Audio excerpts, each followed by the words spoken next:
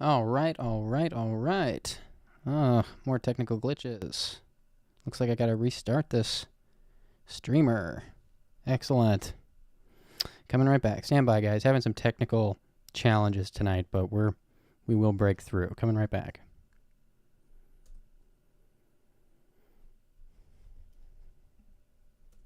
Okay, we should have finally fixed it. Goodness gracious. Gonna give this a second to make sure this is indeed fixed. Yes, okay, beautiful. There was every obstacle in the world against this stream tonight. The audio system went down, had to do a manual reset of the software last minute, and then the video wasn't working. It's just like, didn't want us to do it. We're here. The audio probably sounds a little different tonight, so I might be adjusting that a little bit as we go. Again, everything just went up in smoke. Still haven't figured out exactly what happened, but here we are, and that's all that matters. Welcome.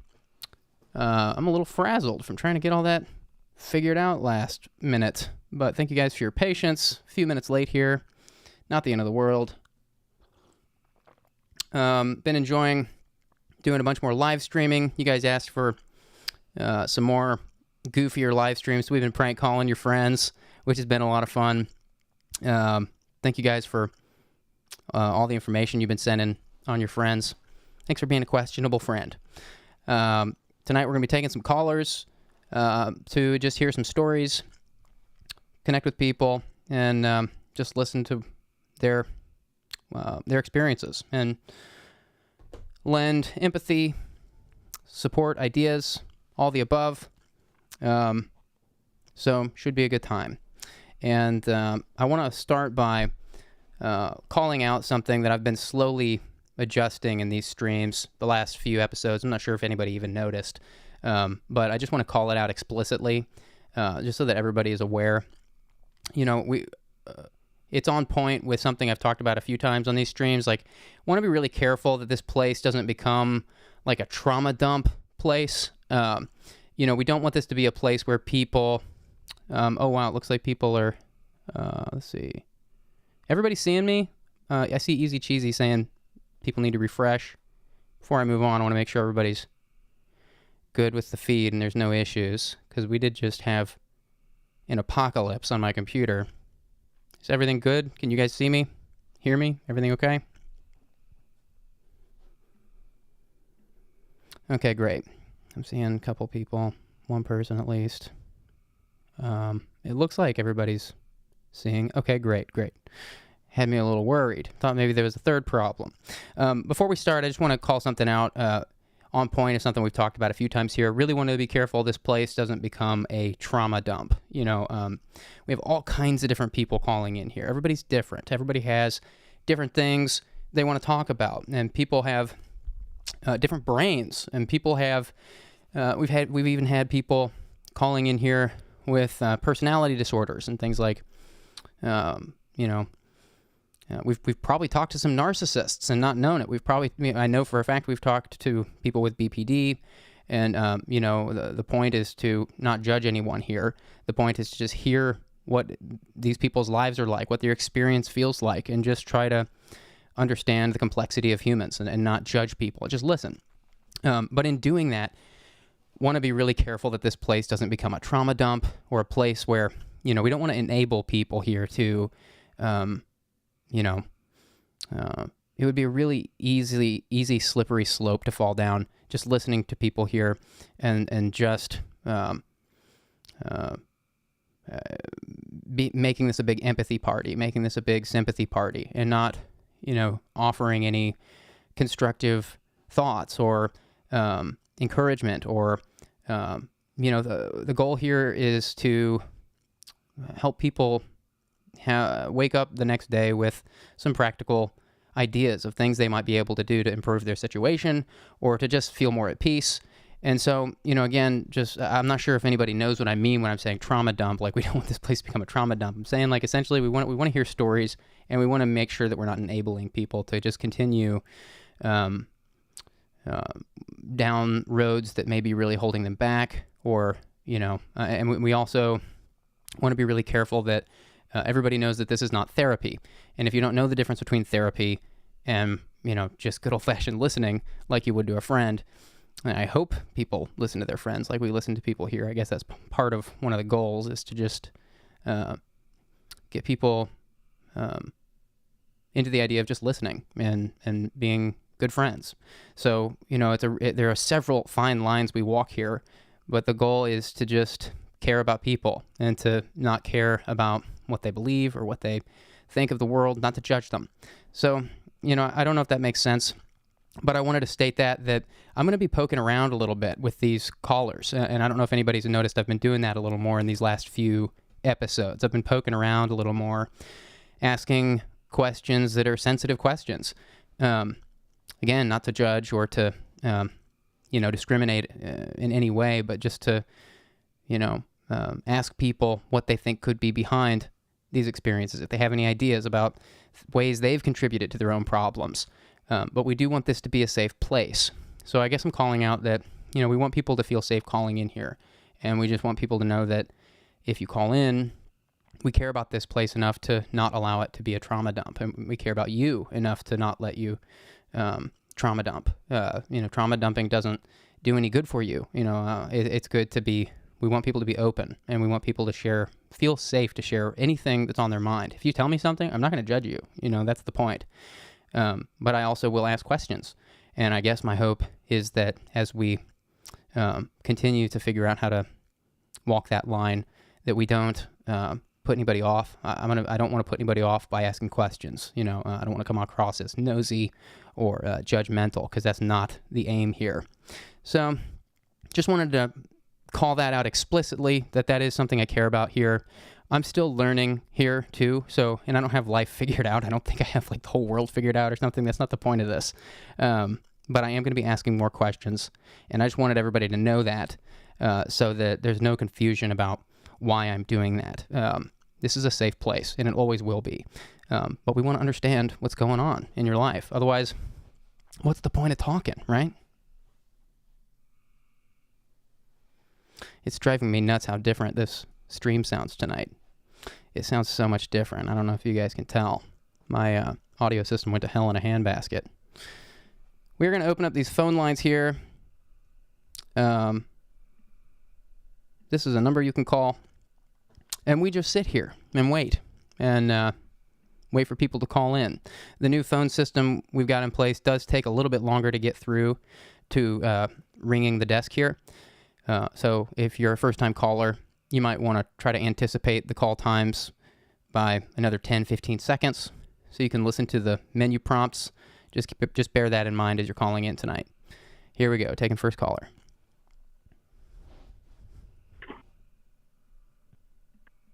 Hi, thanks for calling. Oh, hi. Hello? So, this is actually real?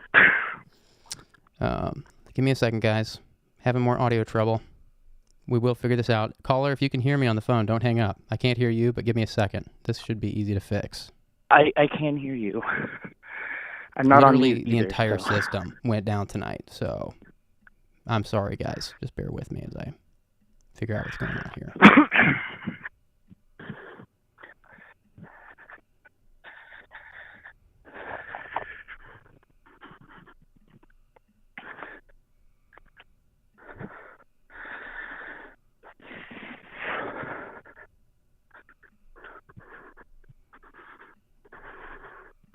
Goodness gracious.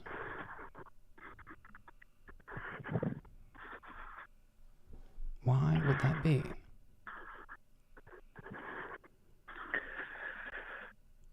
Caller, can you give me a check if you can hear me? Check. Okay, I see you talking. I see your levels moving, but for some reason I can't hear you. Check. Goodness gracious. Everything went down. Never get naked in your shower. I'll only get naked in yours. Oh, boy. We will figure this out. I'm just going to need a second. Behind closed doors. Jellyfish.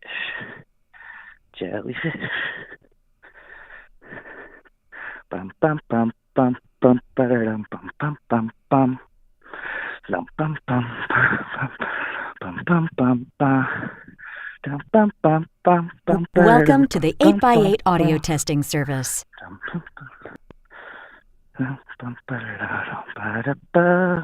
Okay, we're gonna try this. Give me a second. Is stuck inside your head.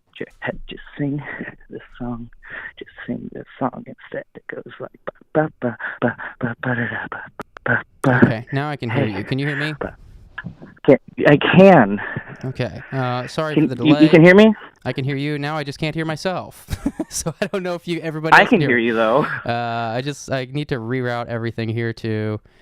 Goodness gracious! There's so many I apologize, guys. I didn't do anything. It's just one of those computer things. Turned it on and it started farting around on us.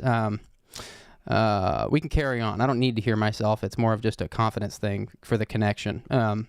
Thanks for calling. What do you want to talk about? So, I want to talk about how, well, in terms of the anonymity thing, where does age go in there? Age in terms of how old I am. Age is fine here. What was that? Age is fine here. Just no names, no locations, please. Right. I just wasn't sure to what extent. So I'm 26, but I have I feel like I have problems with associating ages to people who are around my age group and younger. So like I could be out in public somewhere and like this is really where it's the issue for me is like I'll be attracted to somebody and get to know them but then find out they're like 16, 17 years old. And I also work with a lot of people in that age range too. And I get along with them sometimes more than I usually do with people of my own age group. So, sorry for my heavy breathing. By the way, I'm walking up a hill because where I was, all of the places where I thought were private were filled. So I had to get creative. No problem. Sometimes you got to climb a hill. So is it that you're attracted to younger people, to maybe too young of people, or is it that you? Yes, I mean not solely. I'm not solely attracted to those people. I still am attracted to people who are my age range or like between like 20, 25. But I do find myself being attracted to people and like even without realizing their age, wanting to be in a relationship with somebody. Most of the time it's beforehand, like before I know their age, but then occasionally it will be where I meet, where like they'll be in that like 16, 17 year range, and it's like I know they are, but at the same time there's just something about their personality and the way they interact that makes me want to, but at the same time I recognize that I shouldn't, and so it kind of just makes me annoyed with myself and frustrated with myself because I know I shouldn't, but at the same time I can't help that it's, or at least I feel like I can't help that it's happening. Would you say, excuse me, would you say this is, it doesn't sound like this is pedophilia, but I feel the need to ask the question. Is that what you feel like you're dealing with? No, mostly because of like looking into, because at first, like at least in terms of social constructs and the way that people usually think of it, I know that people would typically think of it as pedophilia, and I was slightly worried about that, like first thinking about it, but this has also been an issue where it was like less of a problem, like back when I was like 18, 19, where it's like the age gap was a little bit less, but but even though I've aged, that that attraction level, just in terms of like the age range, never really changed. So, but like looking into it, I know that it's not technically pedophilia. I forget what the actual name for it is, though. So, yeah, is this something that it sounds like you've done some reading on this. Is this something that you've spent some time processing? Like, have you heard any input from a therapist? I mean, you're calling in here, so I'm not really sure. I don't really know where to go in terms of therapy, or like the best way to get into that. I know I have ADHD, so I did do a little bit of counseling at one point, but it seemed unhelpful for me at the time. But I kind of know that counseling and therapy are different. I just don't know really where to go in terms of where to look for therapy. Okay. Well, before we go any further, I feel like the most responsible thing I could do would be to recommend a tool for you to find a good therapist. I mean, I think I think it shows a lot of courage and determination on your part to understand what this is and to overcome it. By calling in here tonight, I get that vibe from you. But I think the first thing I want to do is recommend this tool that's very helpful for finding a therapist. It's the Psychology Today website. Are you familiar with that? I am. Okay, so they have a therapist finder tool. I'm throwing it in the chat for you right now. If you go back to this part of the chat, you can find a link to their site where you can just type in your zip code, and you can even filter through therapists with specific qualifications and certifications and whatnot, so that you can really narrow it down to a therapist that is right for your circumstance. What I like to do if I'm going cold trying to find a new therapist is I'll use a tool like this that I just sent you, and I'll start by reading a bunch of biographies of therapists in my area, and I'll find like 3 to 5 biographies that I really like, that seem like people whose presentation I like their presentation of themselves, and also like of the therapist. Right, they'll have all these self-written bios, like a little about me kind of thing, and I'll find like 3 to 5 that I feel like I'd connect with, that I like how they present themselves, and I'll call each one of those. And these therapists will give you like 10 to 20 minutes usually on the phone for free as a consultation. So I'll just spend like 20 minutes on the phone with each of them, telling them specifically what I'm dealing with and what I want counseling for. And I'll ask them how they would go about treating that, or how they would go about working with me, and what kinds of modalities of treatment they would use and whatnot, and just prod them with some questions to hear like what it would feel like working with them. And usually by the end of a 20-minute phone call, you get a pretty good sense of who you might want to spend that time with. So I wanted to recommend that right out of the gate. I'm not hanging up on you or anything. I still want to hear more, but since you're struggling with finding a therapist, I think that's step number 1 is, this sounds like something you've been dealing with a long time. So, while it's great to call anyone, a friend, or even a group of strangers like this and get feedback on your experience, I think that's a great first step, especially if you're lost. There's no judgment here. At the same time, I just want to encourage you to really invest this in yourself, to take the time necessary to understand, unpack this with a therapist so you can understand it, and figure out what the root is. Maybe there's some kind of root. That's what I want to spend some time talking with you about here. Like, when did this start?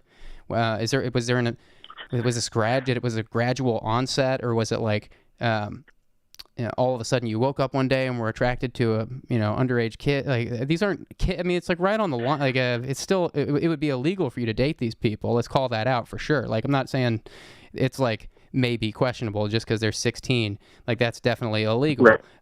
But the point is that, like, it doesn't sound like you're attracted to 4-year-olds or something. You're No. and so it's like you the way you put it to me was that you have this hard time identifying, like, you'll get really attracted to someone and then figure out that they're 16 and you're like, well, shit.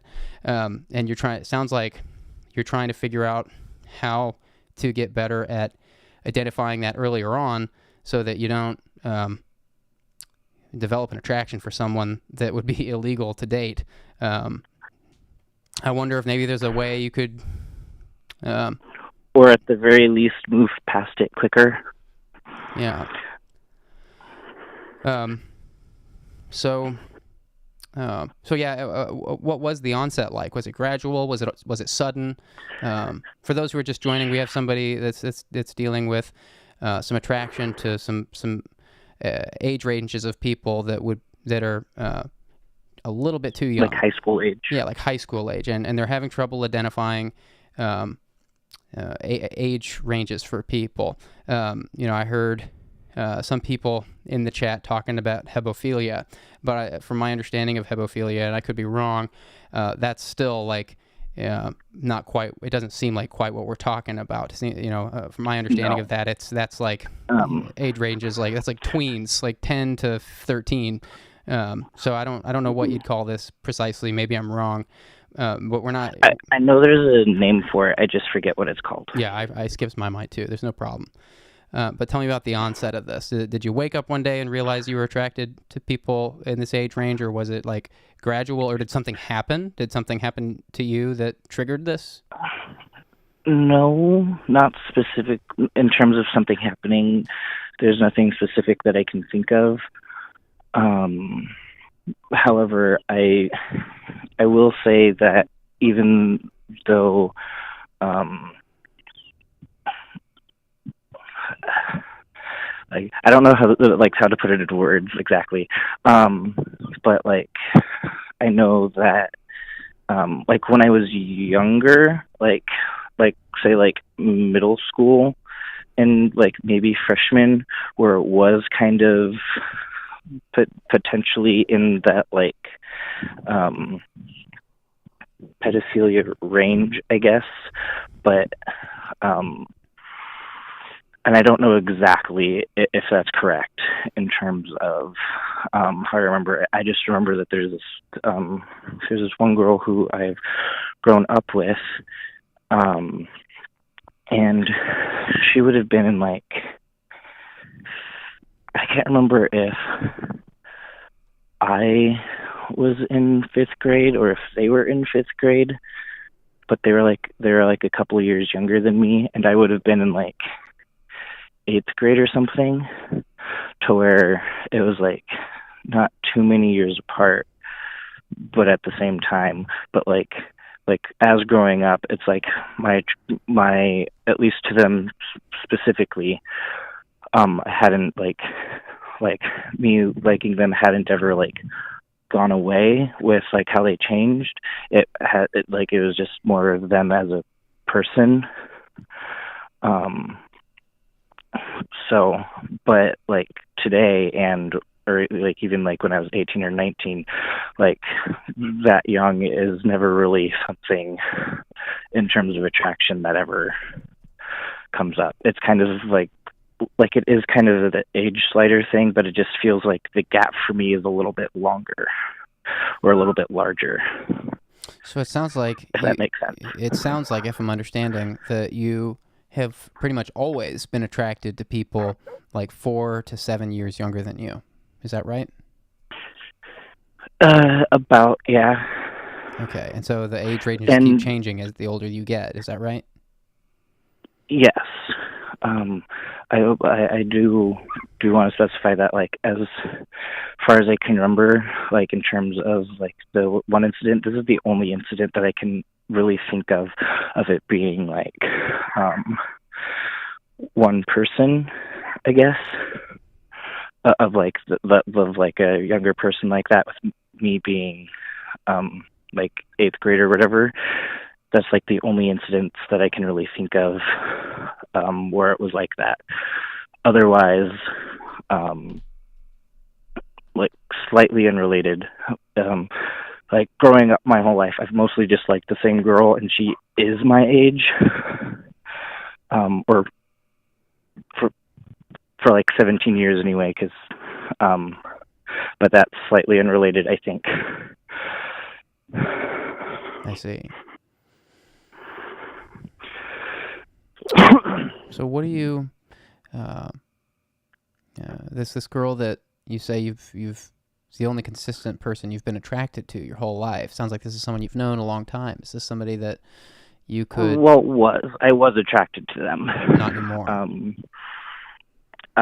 It was because they're a family friend, and I knew them like from when I was like 2 years old, and so like I've always had like that crush on them, kind of. Mm-hmm. And it was 11th grade going into senior year where I realized that the person who I thought she was just somebody who I had created in my brain, and she wasn't who she actually was. And so I was able to, I don't know if quickly is the right word, but I was able to just be like, oh goodness, you screwed up. You need to move on from her. So, like, yes, she's an attractive person, but I'm not, like, attracted to her, if that makes sense. I see. So is it fair to say you're pretty much only attracted to people younger than you? No. Okay. Because this person, she's actually technically a couple months older than me. So is it? I'm going to ask some dumb questions because I don't know what this experience is like, but I want to understand. So I'm going to ask maybe some dumb questions. Sure. Is it possible for you that you could develop some kind of personal? By the way, the chat reminded me this is called Ephebophilia. What we're talking about here. My question to you is: okay. Is it possible that you could develop some strong personal boundaries to just safeguard your attraction for people? I mean, it sounds like your attraction for people is a little unscrutinizing, or you know, you get attracted to someone before you know how old they are, and if your tendency is to become to develop attraction to people that are too young to date legally, you know, it sounds like that's. I hear your dilemma, so I'm wondering: is it probable that you could just distance, like be very cautious at first, and don't let feelings attach for someone? I mean, I don't know. I know. Like I said, I'm going to ask some dumb questions, so I don't know what you're about to say, but like, is that possible? I don't know how to answer that really, if I'm being honest. Mostly because, like, sometimes it kind of just feels like I get almost too attached. If that makes sense. Like, I don't know if too attached is the right word. Obsessed? But, like, I kind of like emotionally grab onto things when they're familiar, and then it's hard for me to kind of like move on from something, I guess, until like someone else comes along potentially who is like my age and makes more sense.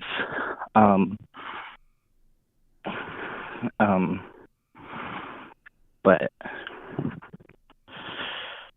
I almost forgot what the question was.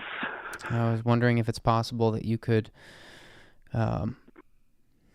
you know, really I'll give you an example that's not relevant to your specific case, but it's to Sure. I'll give you an example. Like, that term people use for dating people at work. They say, "Don't shit where you work." I kind of have a thing about that quote. Like, the whole quote is basically saying, don't date people from work, because if you break up, you're gonna be risking your job. I'm like I have opinions about that, but I get the sentiment. Like, if you're not mistreating people, there should be no disrespect, or like, relationships should be able to end without two people hating each other. It doesn't always happen that way, unfortunately. But the point is that, like, it's a good rule for people who maybe haven't developed into their mature dating self, for lack of a better term. It's a good rule for some people, maybe younger people, to just stay away from people at work. Don't even think about dating people at work, because it's not safe. And I'm wondering if there's some kind of rule like that you could use as a safeguard, like, to prevent yourself from getting too attracted to someone before you know how old they are. I mean, it can be tricky asking a girl what their age is. Some girls don't like that question. Right, or finding out how old they are. Right. That's really the hardest part. Because it can seem like a nosy question. Like, there was one time where I specifically didn't try to, like, want to pursue somebody, even though I thought they were pretty and whatnot. But then, because I thought, well, they're probably just underage anyway. But then found out that they weren't, and it's like, gosh dang it. Right. And then ended up dating somebody else.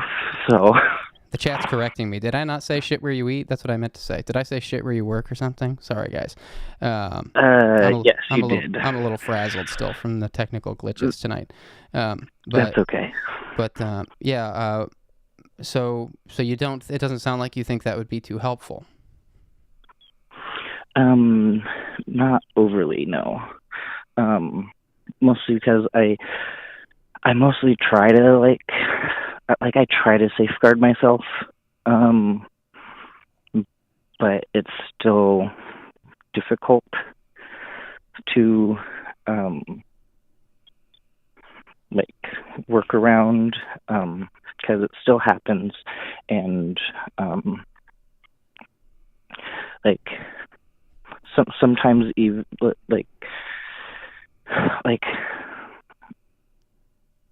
and the thing is too is funny enough that you bring up work, is that, like, most of these people, like, are my coworkers because of the industry that I work in, which is fast food. And so there's a lot of younger people who I work with.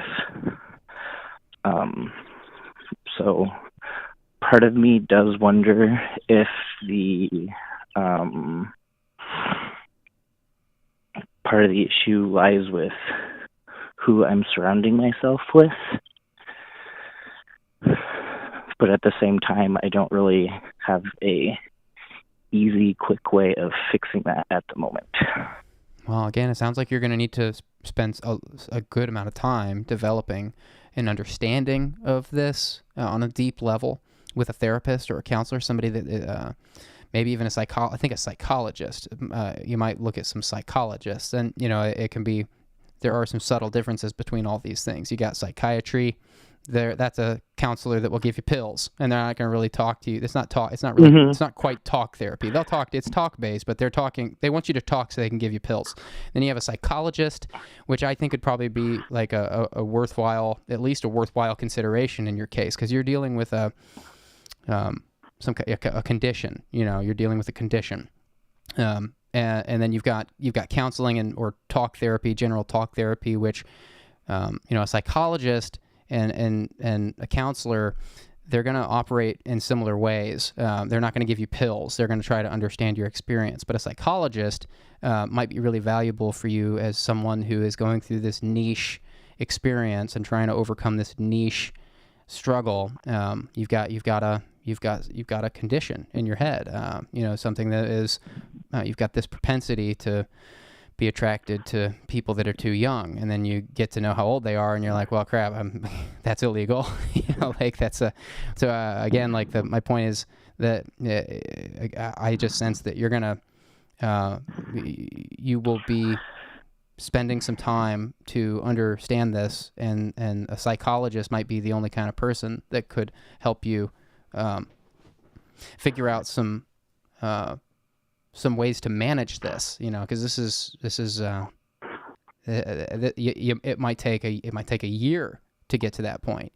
This isn't a short phone call, to get through this problem. This is something that you might need to invest some time and money into to understand and overcome. And I'm wondering can you afford that? Do you think you can afford a therapist? Right now, probably not. Which is probably part of the reason why I've had trouble looking for them and finding them in the past. Right. I do know that there was a little bit of time when I was trying to use the popular company right now is like BetterHelp. I know I was trying to use that for a little while, but it kind of I work like 12-hour days usually, or I used to. So I see. It kind of just, like, I know there's like always that messaging option like at night, but it just kind of didn't seem worth it, because I'm kind of like want a response right away kind of thing. Like, and I was never good at messaging and texting and stuff like that anyway, even though I'm in that, like, grew up in that generation of people. It was just never my thing and never really got good at it. Do you have insurance? Do you have insurance that could cover a therapist? I have insurance, but I don't know if it'll cover a therapist. It's possible, something I can look into, but I don't think it's likely. Do you have a family member that you could confide in about this, or express that there's something you're dealing with that you need, Yes. some money for?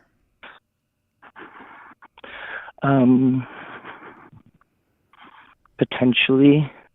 It's just kind of, it's a hard thing to admit to people that not necessarily that I don't know very well, like obviously they're family members, but it's like who don't necessarily know me as well as they could.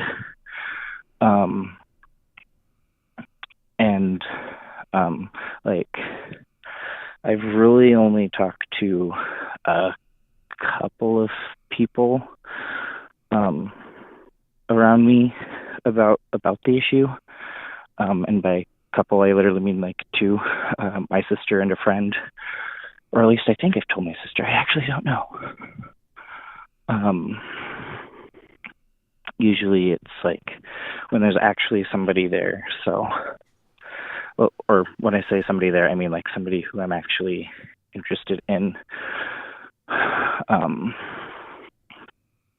But I'm wondering, this next question comes from something you mentioned earlier. You mentioned that you,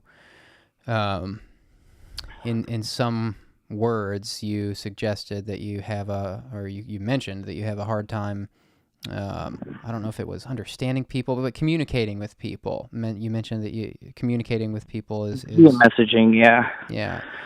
Is it the same way in person? It can be.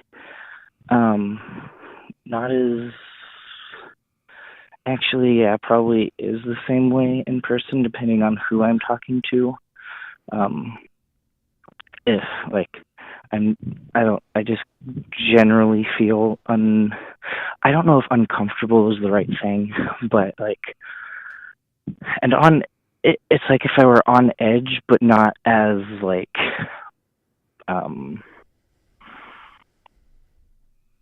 not as intense as people usually think of as being on edge. I always feel like I'm trying to be like careful and tiptoe about what I say and stuff like that. Because I mean, like, I don't want to say something that make people not like me or something like that. So I guess what I was wondering in asking that is it possible that maybe there's some reason that you can't or that it's difficult to relate with people in the way that adults do. I wonder if maybe there's some kind of, and this might sound like an insensitive question. I don't know you, and I'm not judging you. I'm just asking the question. Like, right. is it possible that you've got some like some underdeveloped social aspect? I've actually wondered the same thing and have wondered if maybe this issue has something to do with my ADHD. Because I know that with ADHD there can come the taking longer to mature into like the typical adult stage, or however you want to word it. And so I've thought maybe that could be a correlation, but whenever I try to like look it up online, I never find anything conclusive in terms of what I'm actually, in terms of my specific problem. But I also know in terms of like my own social life and how I am, I just kind of, other than the like messaging aspect, I do tend to like be into and actually connect more with like the people who are younger than me versus like people more in Gen Z era versus millennial. Yeah, that's part of the reason I ask. I'm on the cusp. Mm-hmm. Yeah, I'm asking because I'm wondering if it's. I only ask because you mentioned earlier that you had this difficulty connecting with people or communicating with people, and I wondered if maybe that was like some kind of underdeveloped social thing in your head, or like just a part of your personality that hasn't developed, and maybe that's why you're attracted to like these underdeveloped people. Like maybe. Yeah, again, like, and that's very possible. I don't know, and I'm just asking. These are the kinds of things that a psychologist will actually be able to help you get answers for. You probably won't. It doesn't surprise me you can't find answers for all this stuff on Google, and you got to be careful what you Google because it's very easy to find what you're looking for. You mentioned it sounds like you found some stuff, but you couldn't find anything conclusive, and that's what I mean. Like, it's hard to. Especially with some of these really dense issues, it's hard to use Google you can't really diagnose yourself with Google. Right. Mostly I was more so trying to like see if there was been like a correlation with ADHD and this specific issue. And mostly when I look up, I just find the typical, like I was saying before, I just usually find the typical, they tend to mature slower than neurotypical people or adults. Deanna, sorry, go ahead. I want to ask a question that keeps getting away, but keep going. Go ahead, because I don't really know what I was going to say anyway. Well, Deanna Krebs from the chat, one of our mods, says, how much do you allow yourself to become infatuated with someone before finding out key details about them? I'm curious why you think it's a struggle to let go once you find out their age.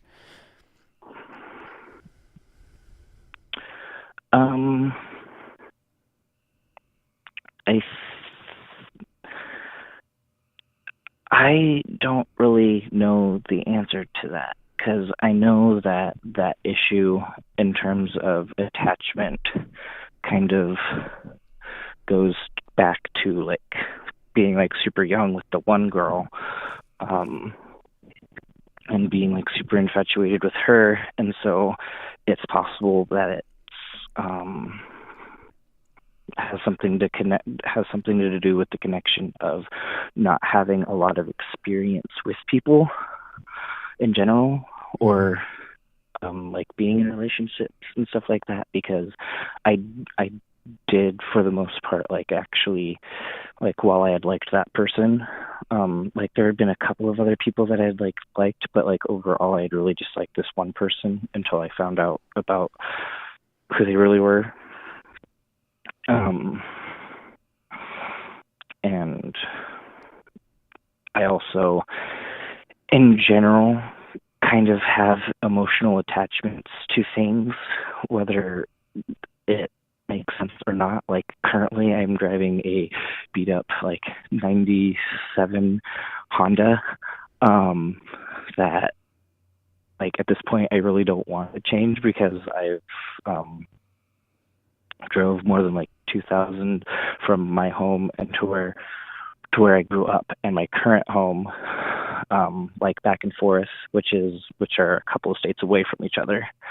I had to be really careful about not saying any states or anything when I said that. Yeah, I noticed. Nicely done. So you said you get emotionally attached to things. So you're emotionally attached to this car, and that's why you still drive it, even though it's on its last leg. Is that right? I wouldn't say it's on its last leg. It probably still has. But it's an emotional attachment? Yes. Is it, again, I have a cassette player. I'm going to ask some dumb questions, and I don't want to offend you either. I'm just trying to understand, like, we're talking about... No offense will be taken. Okay, great. We're talking about potentially some underdeveloped social tendencies, and I'm wondering if it's like... gosh, this is going to sound so horrible, but I'm wondering, like, could it be like I'll put it this way. I've got kids. I've got small kids, and they, they can't go to sleep at night without their stuffed animals. And I'm wondering if it's like some kind of thing like that. I'm not saying you need a stuffed animal to sleep, but I'm wondering if it's like some kind of thing that never quite detached from your childhood, this like need for these consistent objects to be around in your life in order to feel safe. Like, maybe if you get a new car, even if it's brand new, it doesn't feel safe because it's not what you've always known. Is it something like that?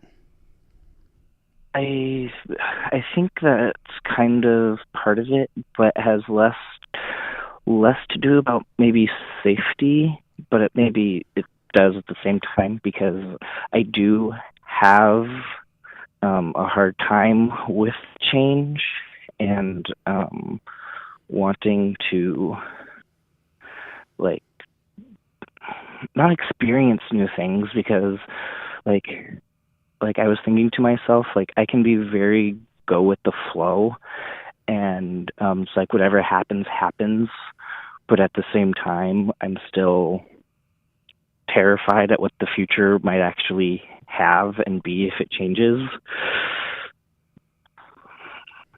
I see. But when, like, the change actually comes, I can be pretty, like, go with the flow with it and being like, okay, I can do this. And like, it's all going to be fine. I'm personally religious, and so I usually try to kind of not put it on the back burner, but, like, kind of in the moment realize that somebody else has this and will take care of me, and but that's, like, in the moment, not necessarily, like, before things are about to come all the time anyway. Right. I'm wondering, have you ever accidentally or even intentionally made a move on someone that was in this age group? Someone that was... have you ever made a mistake like that, either whether intentionally or unintentionally? So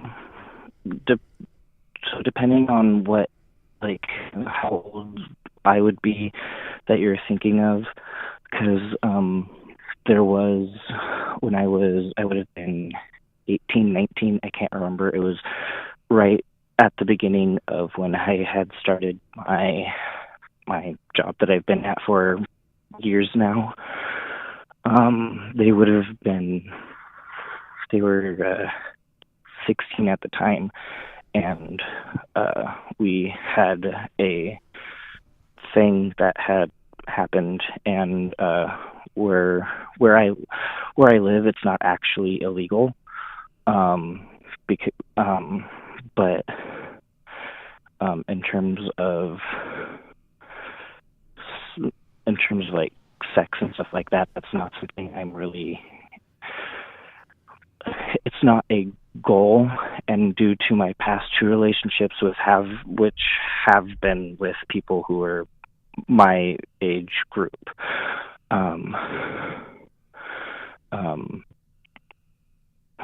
due to those two relationships, I'm even more wary now because of mistakes that I had made in those two relationships, which were vastly two different scenarios at the same time, in terms of how they happened. But this would have happened, this specific relationship that I'm talking about with the girl who was 16 when I was 18, 19, this would have been before either of those two relationships. She was actually the first person who I really was interested in, after, or at least, no, that's not true. Sorry. I was just thinking there were a couple of people before starting work that I was interested in, but never went to fruition.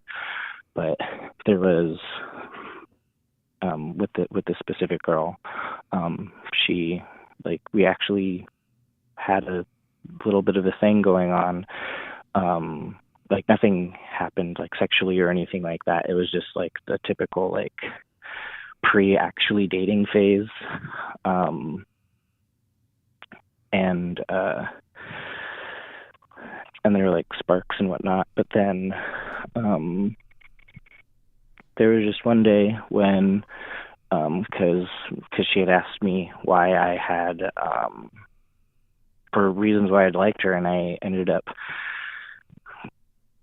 not being able to answer her at the moment, because it was just like I am really bad with like at least on the spot, and like just really like knowing the reasons for things in general.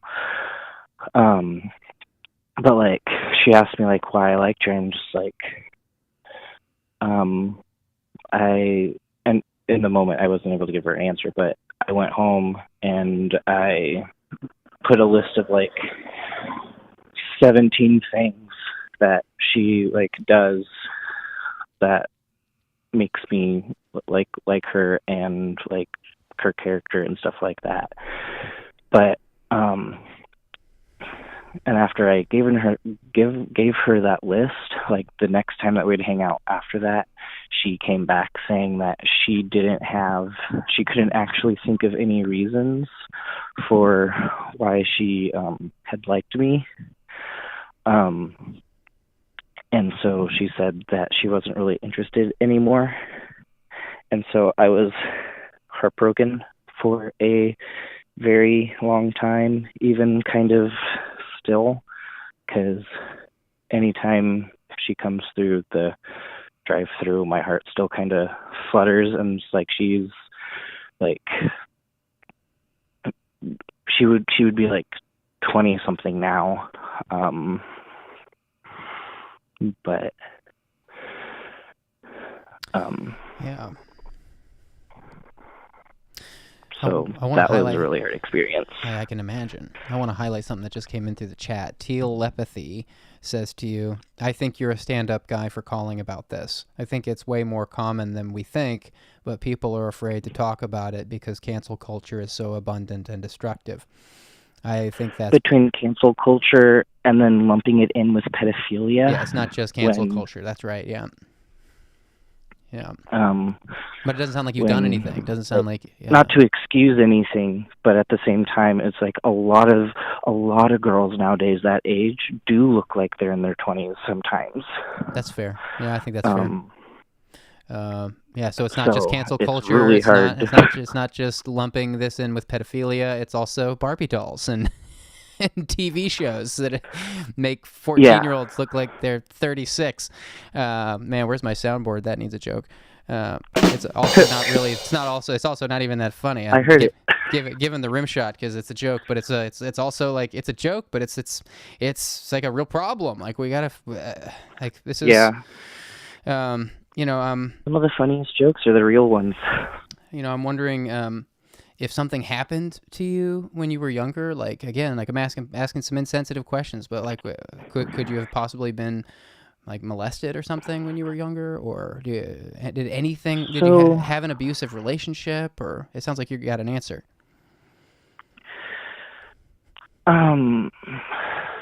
This is where I'm not entirely sure how to answer properly, because I can think of just one incident where it was with a friend of mine. I would have been in like elementary school, but and like we would have been around the same age,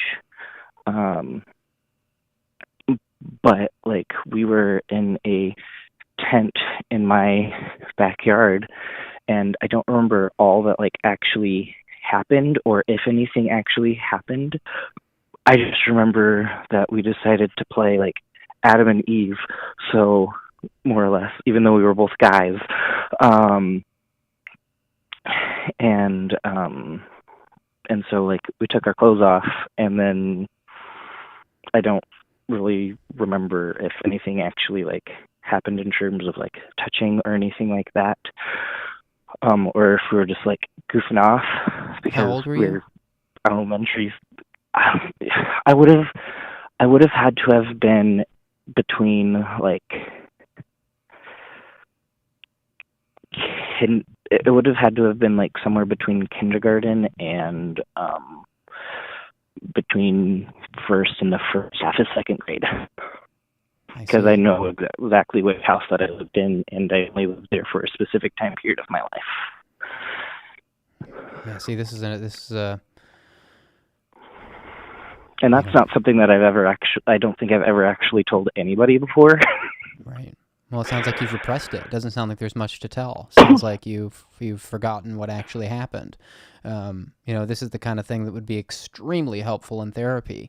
There's some treatments like EMDR, and there's some others that do a similar use a similar modality, but basically like there's all these different treatments you can use to regain repressed memories and remember what you've forgotten. And some people come out of these treatments, they're not cheap and they're not quick. So some of them can take, weeks of like meeting once to twice a week to months in order to recover things like this. So I'm going to bring it back to therapy because like this is such an extreme thing, and I'm wondering like again, I'd ask like, do you have a family member that would give you some money to go to find a good psychologist?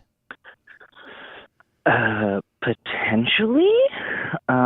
It's just it's the difficult part is like actually confessing and like talking to them about it, and because I'm currently actually at my uncle's house visiting in the city that he lives, which is different from where I live.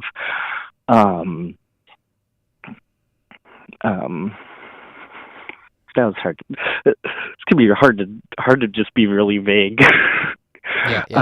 But like he lives in a multi-million-dollar house.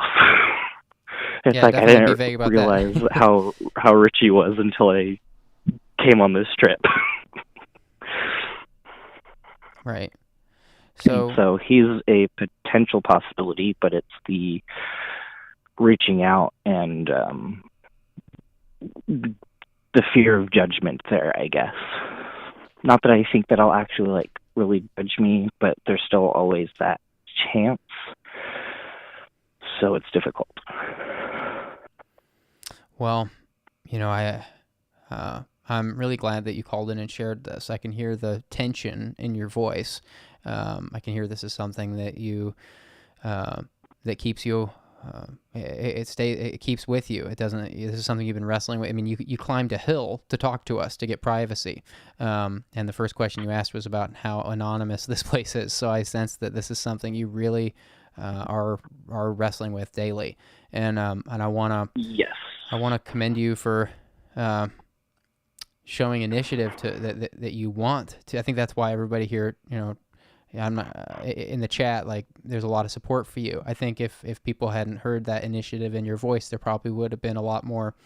Your story would have been at least met with a lot more, not skepticism, but people. If you're 26 and you're struggling with being attracted to people underage, even if they're in their late teens, I think it's your level of your level of candidness and the initiative you're showing and wanting to overcome this that has garnered you some trust here, and some community here. I hope you go back and read through the chat after this so that you can at least get some food for thought. But again, I want to encourage you to reach out to someone that has some dispensable funds that you could get. It might, I don't know how long it'll take, but you could, and every psychologist has different rates for things like EMDR. EMDR is generally around $200 per session, and you can usually make some good headway in EMDR in like 6 to 8 sessions. So, you're talking about like a $3,000 to $5,000 loan from someone, which sounds like a lot of money. But there are people who have that sitting in a savings account, and if they love you, they'll give it to you. If this is, something that you're really wrestling with, I bet if you opened up to them on some level about what you're trying to overcome, and they know your situation, that you're working at a fast food job and you don't have that kind of money sitting around to go invest in yourself, I bet you at least for right now. Right, at least for now. I bet, but again, it sounds like there's more urgency in you getting answers to these things than there is for you to find a new job. And it sounds like you want to overcome these things before looking for a new job. I did recently start a online class for UI UX design. Okay. So that's good. I know the entry level positions for that make like $60,000 a year. Yep. So that will be like twice as much as I'm currently making now a year. Good. Well, I want to encourage you not to wait, because I would hate for it sounds like I'm glad you're aware of this and that you're not just running around, acting on impulses. You're internalizing all this, which makes it all the harder. You're not acting on the impulse to get physical with these people. You're internalizing it, and you're I can hear you struggling with it. But again, I think the further you get from whatever happened to you when you were young that you've repressed, the further you get from that, the harder and harder it's going to become to recover it. There's Vietnam War veterans that go through EMDR and recover repressed memories. So I'm not saying that it's a certain age it is unrecoverable or something. I couldn't even say what that metric is like, but my point is that I know there's older people that even get value from things like EMDR, but you're so young that I bet you would be a lot cheaper right now, because you're still in your 20s. The closer you get to your 30s and 40s, I imagine you're going to have to spend more and more to recover those kinds of things, because it's just you get older and your brain gets filled with new information.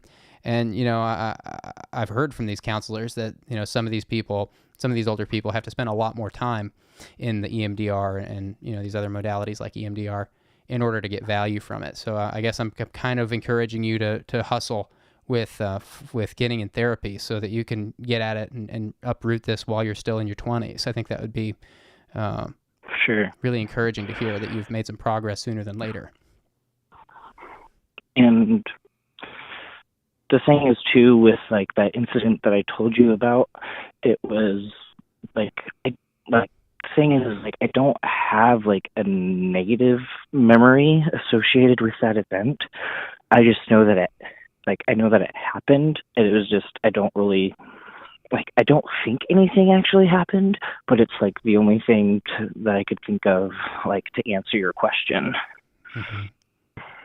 Well, it sounds like it stuck out in your mind. It sounds like it was at least an event in your life, because you mentioned that we're the first people that even know this happened to you. It sounds like you haven't told anybody, so it must have been some kind of event in your life that, and you said you don't remember what happened afterwards. That to me, like that. Well, I remember what happened afterward. I just don't really remember what happened, like, during, because I know, because we like played the game, and then, like, whatever happened, like I remember, like, we accidentally, like, lost our clothes in the pile of sleeping bags in the tent, and we couldn't find them, and it's like between us, like, deciding to play the game and, like, taking our clothes off, and then, like what exactly happened,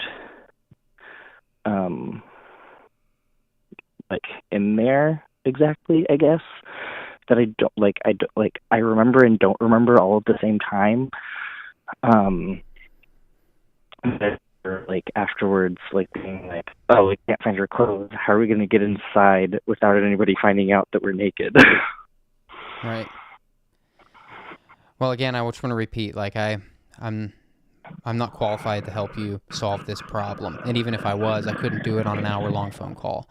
I'm really glad you called in and shared this, just so that people know, like, I want people to know what this feels like to be trapped in this experience. You're trapped in this experience. You're trying to figure out how to get out of it so that you can be attracted to people in a healthy age range. You're not acting on these impulses. I want to remind the chat about that for anybody who's confused. I want you to. Can you promise me tomorrow you'll wake up and you'll call someone and try to get a few $1,000s for some EMDR or some ART or there's several different treatments that are available for this kind of thing. But I think, like, if something happened to you early on, like, even if nothing happened to you, even if this incident, this Adam and Eve incident when you were 5, even if nothing happened back then, you still need to get to the bottom of what's causing this attraction to underage teenagers. It's you're right on that line of if they're 16, it can be some of these 16-year-olds. It's hard to tell if they're legal or not, and then it can be controversial to ask them their age. So, like, this is going to continue to be a problem for you unless you can get some help. And so I want you to promise me that you'll spend some time tomorrow thinking about who you might call, and maybe even call someone tomorrow, and then spend some time looking at finding 3 to 5 therapists or psychologists that from that tool I sent you earlier, and call a few of them and ask for a consultation and ask what they would do to treat this, and tell them everything you told me here in the chat tonight. Okay. Every bit of it. I can do that. Great. Well, tomorrow's Monday. Yeah. Well, thanks so much for calling in and for sharing in this way. I'm glad to listen to your experience. I'm sorry to hear what you're struggling with. It gives me hope hearing you talk about it the way you're talking about it. It gives me hope that you've never acted on this. It gives me hope that you want to get better, and I believe you can with the right treatment. And I'm wishing you the best. Call back again anytime. Sounds good. Thank you very much, Julian. Thank you. Say, good luck getting down that hill tonight. And I've just been walking, like, up and down and back and forth, so I'm already back down the hill. It won't be too hard to get back to where I was. I don't know if it'll show up in the audio, but I was trying to sing some, like, old Julian Smith songs when you were, like, trying to get my audio up. You're giving us some holding music? Amazing. Yes. All right. Well, thanks for being patient at the beginning, and thanks again for sharing. And take care. Okay, you too. Bye, Julian. Goodbye. I'm seeing a lot of chatter in the chat from people asking why so many things are being removed in the chat. I'm not able, I just want everybody to know, I'm not able to keep up entirely with everything that's in the chat because I'm listening to these callers, but the mods are here to keep the conversation constructive and supportive of the callers. I apologize if anybody feels their message has been retracted unfairly. I can't see everything that's happening, but I do trust my mods. My mods are awesome. These guys are awesome, and they're here giving their time. These people are here because they want to be here. This is a completely charitable effort, this entire thing, not just taking these callers, but like every single bit of this is, if this show continues, it will develop into a nonprofit. Right now there's like $0. I haven't even received a single check for any of this. So there's like, this is literally everyone here facilitating this is a volunteer, including myself. So just please have patience with them, and also, the mods will retract stuff if a comment feels unconstructive or mean-spirited. Those are two different things. Just because it's unconstructive doesn't mean it's mean-spirited. So hear me out on that. If it's not, if it's unsupportive or mean or off topic, it will be removed only during the calls. In between calls and on intermissions, you can say whatever you want as long as you're not hurting someone or starting fights. Pretty much say whatever you want. But we like to keep it focused on the callers during the calls because they go back and use this chat as a resource. Okay, so let's open up these phone lines. Oh, here, they're already coming in. Here we go. Hi, thanks for calling. Hello? Hi. What you want to talk about? Hi. I would love to talk about a recent massive life change. Okay. What happened? I got a new job, and I kind of made a really rash decision with it because I felt a little bit desperate. So got this job, moved to a new apartment 45 minutes away from everyone and everything that I know. And I've recently come to discover that this job is horrible, and the bosses are not who they said they were. So I'm sending my resignation in tomorrow. Oh, wow. But I am just absolutely stuck for what I'm supposed to do next. Okay, so tell me more. So am I understanding right that you got this new job and then you immediately resigned from it, or is it that you're resigning from your old job to take the new job? So I have worked this one job now for a month, and I'm putting my resignation in tomorrow for it. I see. That's what I thought you were saying. So why are you resigning? So the bosses that that I've come to know, there's only two of them. It's a small business, so it's just those two, and then there's me. They, for the first 2 weeks of the position, were really, communicative. They were really on top of things. They answered my questions. They were very, they were great. They were nice. They were straightforward, and everything was awesome. And then as soon as it was time for them to, I think one of them just went up north for a little while. And the other one, she's not as involved with the business as one boss.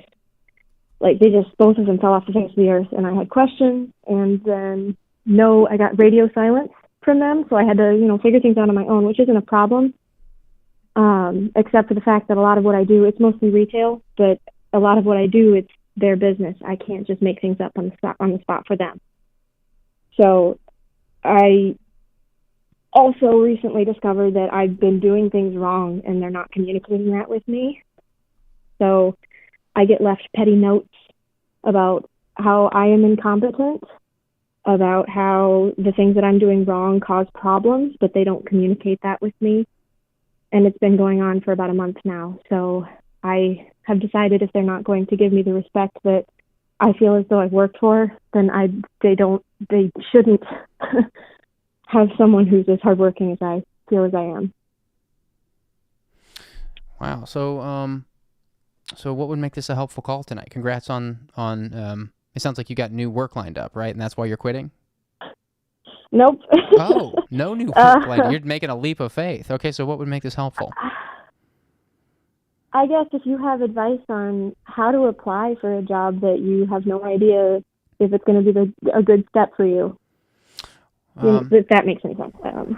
Well, I want to be careful not to give. I try to be very careful not to give career advice here. That's not really it's a little bit off topic. Your reason for calling, I say a little bit off topic because you are dealing with a lot of, you're dealing with some massive change in your life. Changing jobs, especially as much as you have, is that can be, of course, very confusing and chaotic. To go through, but this is a place where we want to hear about traumatic events and severe, difficult experiences, and I try to avoid career advice only because I don't want to mess up your life. I don't want to steer you in a way on a short phone call that ends up being a bad direction. But I will say. Company culture it sounds like you've been up against some bad company culture, and it sounds like you've gotten into some companies that where the culture was just not jiving with you or wasn't appreciative of you or didn't understand you. And there's plenty of good resources out there for people like you to, if you're applying for a job, look up their company reviews on Indeed or Glassdoor or any of these websites where you can read, past reviews from past employees about what you're getting yourself into. It's a real problem. There's a lot of bad businesses out there and a lot of bad business leaders. So I empathize. But again, I want to be very careful not to steer people here with career advice. So I'm not going to go too far into this because of that reason. It just feels too risky. But also I would say lastly, I'll say, when you're in your interview, don't be afraid to use your interview for interviewing them a little bit, asking them questions about how you would fit in and, how your role is valuable there and things like that. So you can hear the people hiring you talk about what it's a good way to get them to tell you right out of the gate what they value about this position so that you can, hold them to that later, and also understand how they see the role, things like that. Yeah, no, I appreciate it. Thank you. Yeah, of course. Good luck on your job search. Best of luck to you. Thank you. Big fan, by the way. Thanks for everything. Take care. All right, opening up these lines again. Do we need to get more explicit with reasons for the calls? We've kind of taken some of those prompts off the screen, the kind of topics we're looking for, but seems like people aren't listening to the phone instructions when they call in. Hi, thanks for calling. Oh, hi. Hi.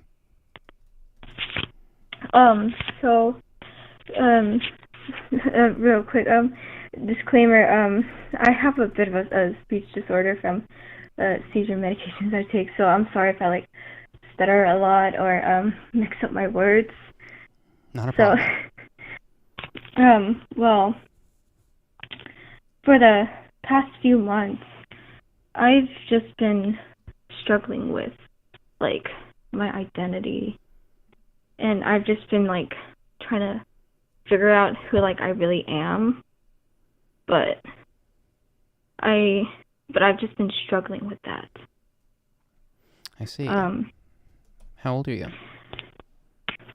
I'm 18, and I'm gonna turn 19 in a few months.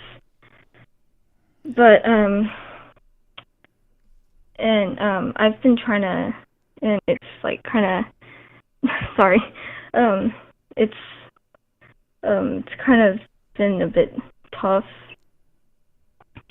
because all of my friends around me, they seem to have their life in order, and they seem to know what they want to do with their life, and they have they have their goals in mind, they have their paths, and I feel like I'm just stuck, and I just feel like I'm at a blank. And did you mention... Oh, go ahead. Sorry. No, I'm sorry. I'm just, I'm listening. I thought you were finished. Keep going.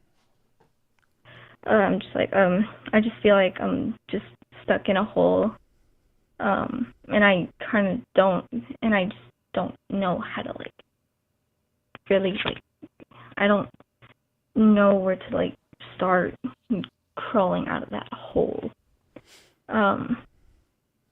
And I want, and, like, I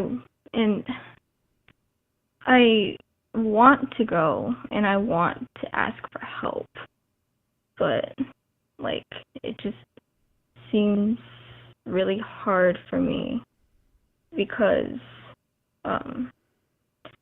then, like, in a way, I feel like I'm kind of looked down upon by certain people, and it just kind of makes me feel like a bit, like, low, and, like, I want to try. There's like, with the part where I feel like I'm kind of, like, stuck, it kind of has to, like, do with my seizures and stuff. It's not a constant thing, but it happens, like, as once every month or so, and it can prevent me from doing some things like driving, or, like, my parents are, like, worried about me, like, kind of, like, going and just they're not, like, holding me back from, like, getting a job, but they're like, well, what happens if we're not, or what happens if someone is not there and they don't know what to do, or, and it's just, like, kind of, like, scares me, and but, and that's where I kind of feel like I'm stuck, because I'm like,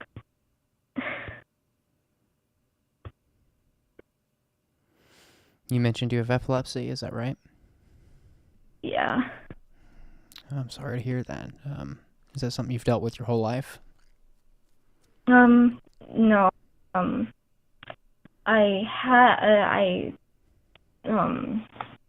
I was diagnosed in 6th grade, and it was very hard to cope with at first, but now it's something that I've just come to terms with.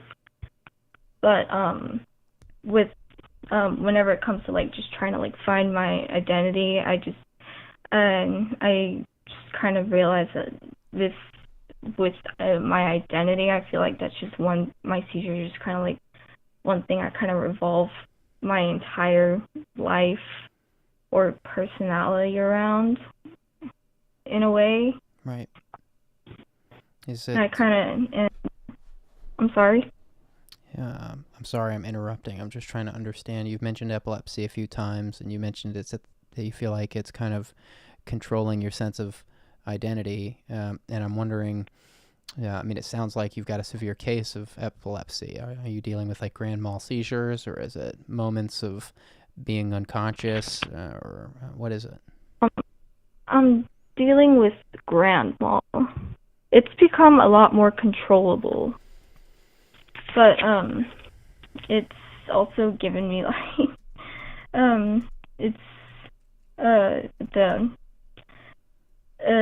over time, it's made me very forgetful, and it's caused me to, like, with the medicine, I've developed a bit of a stutter, and I mix my words around a lot, which is something I struggle with, because I feel like that's also another thing I've revolved my personality around, because my friends are like, oh, well, that's you, and it's funny, so, and then I just kind of, like, accommodate to that, just so I entertain them, and so I feel like I get satisfaction from that in a way, which kind of sounds stupid. No, none of this sounds stupid. And epilepsy is that's a serious thing you're dealing with. In many ways, it will it will determine some things about your life. And I know that only because my mom, I grew up with a mom who had a severe case of epilepsy and grand-maul seizures. And, so I'm very familiar. I've never had a seizure, but I've had to take care of my mother many times while she's been unconscious for basically, full days, couple days, and my mom refused, it's not about my mom. It doesn't make a difference. I don't want to get into my mom's personal information, but the point is that, like, I'm glad to hear you're on medication. I'm glad to hear that, that it sounds like that helps you a little bit, right? The meds help you? Yeah, it does. And I've gone months free before. And I've been getting prescribed more medicine, but I have been having them more often over the months because whenever the pandemic happened, like my previous doctor who took care of me, he retired on me and my family. He never referred us to another doctor. Oh boy. So I just, it sounds weird, but in the moment I just kind of felt abandoned, I guess. Yeah, I don't think it sounds weird at all. I'm really sorry to hear what you're sharing. You sound like a really sweet person.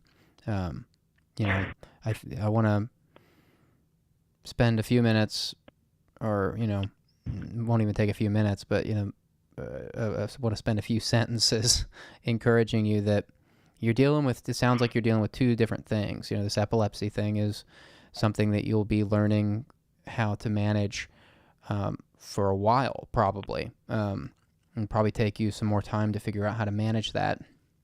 You're still very young. You're still 18. So, it's don't be discouraged that, that what that looks like is a little mysterious to you, like how you're going to manage your epilepsy long term. Don't be intimidated by that. Plenty of people grow up and learn to manage I've these tried things. not to let it get to me before, but sometimes I have let it get to me. But my friends have helped me. But I won't lie. I don't have. None of my friends have epilepsy, and sometimes it makes me jealous and envious, and like I'm just like, I wish my life was a bit more normal. And my family, they try to make my life as normal as they possibly can. Like, they'll still take me driving, or they'll still let me drive around the neighborhood, or they'll still let me go out with my friends, or let me do whatever I want. I mean, they don't put me in bubble wrap or anything, but like, sometimes I just feel bad because I get angry for no reason, and I thought I was already over that. But sometimes I just get angry at my friends for no reason. Oh. And then I just act out, and I have my moments, and then I just feel bad about it later on. I never mean to do any of that. No. And Keep going. I'm sorry. No, it's fine. Go. No. I'm not trying to talk over you. I'm just encouraging you that you're safe here to share, and nothing you're saying is weird. Okay, like, thank you. But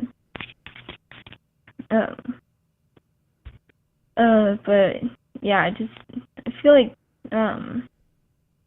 it's but I appreciate that my family doesn't put me in any bubble wrap, but I always have tried to see from their perspective, because while I'm the one who's going through it, they're the ones who see it, and Right. And I don't know what that's like for them.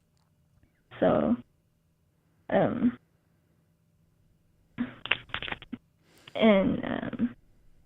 it makes and it scares them. So, and there's moments where, like, they'll hear a loud noise and they'll come up to my room. They'll be like, "Are you okay?" And I'll be like, "Yeah, I'm fine." Or like I've just gotten used to, like, if I drop something, I'll go and I'll be like, I'm okay, because like I already know that, like, I'll scare them, I've come to terms that I might have these seizures for the rest of my life, but I just don't want to be angry and take the anger that I have or out on the people that I care about. Right.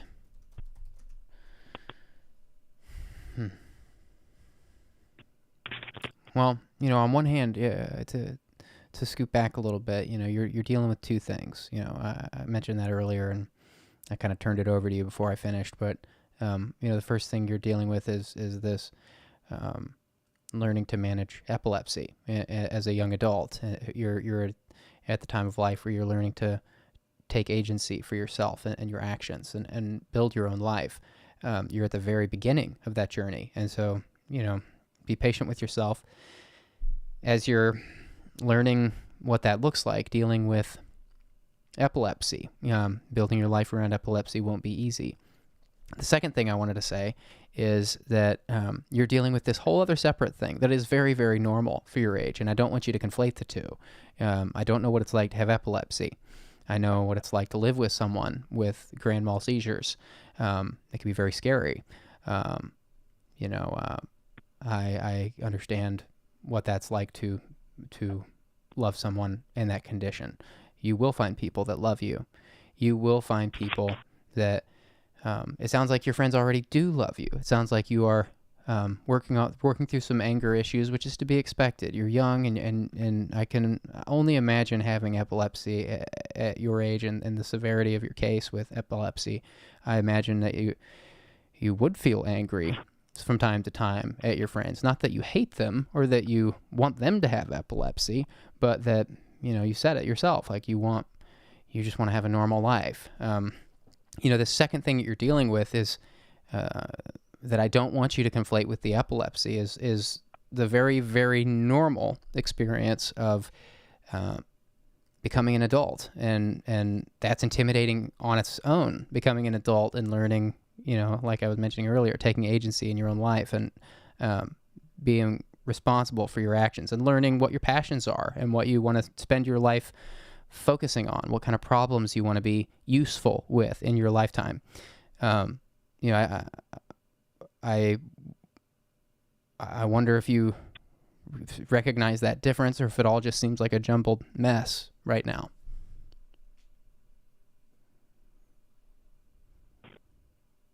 I'm sorry? I said, I wonder if you're able to see if you see the difference between those two. I'm sure you understand what I'm saying, but I wonder if, like, up till this point, you've been just overwhelmed by all this happening all at once. Like, you're becoming an adult, you're coming into your own self, and you're dealing with this epilepsy. And you mentioned the pandemic exacerbated a lot. You were without your medication for a while, and I wonder if part of this anger and part of your frustration with your experience is due to just all these things happening at once. And I wonder if it feels any easier knowing that at least half of what you're telling me is a very normal developmental thing to experience about, just getting older and becoming an adult. I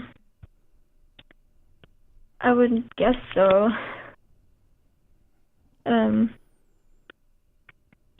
Honestly, I'm not really sure how to answer that question. It's okay.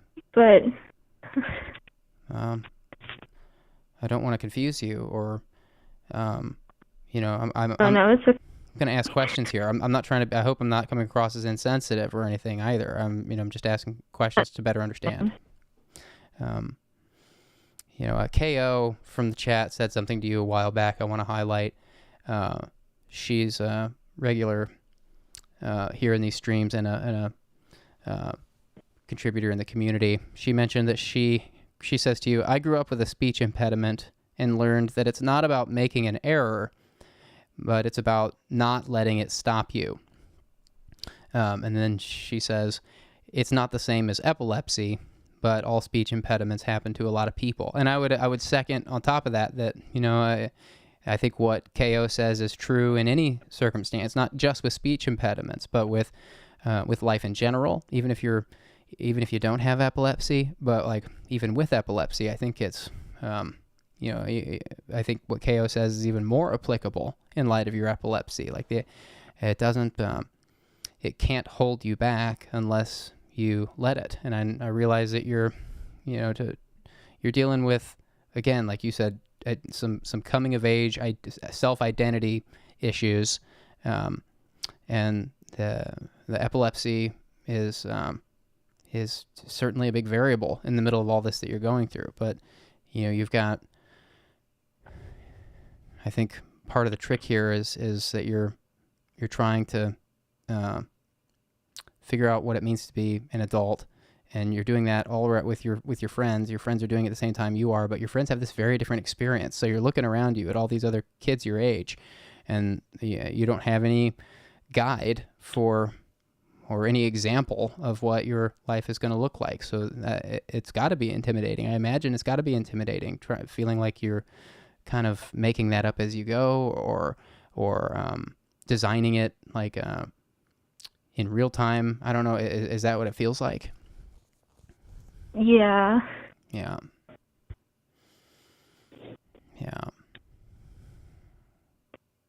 Yeah. Okay. Well, what do you? Yeah. Now I understand. Okay, good. So let's go here. What do you like to do? What kind of problems do you like to solve? Do you have something in mind for your career? I know that's 3 different questions, but they're kind of related. Well, I've always been interested in archaeology, and Cool. I've planned to major in that, but I've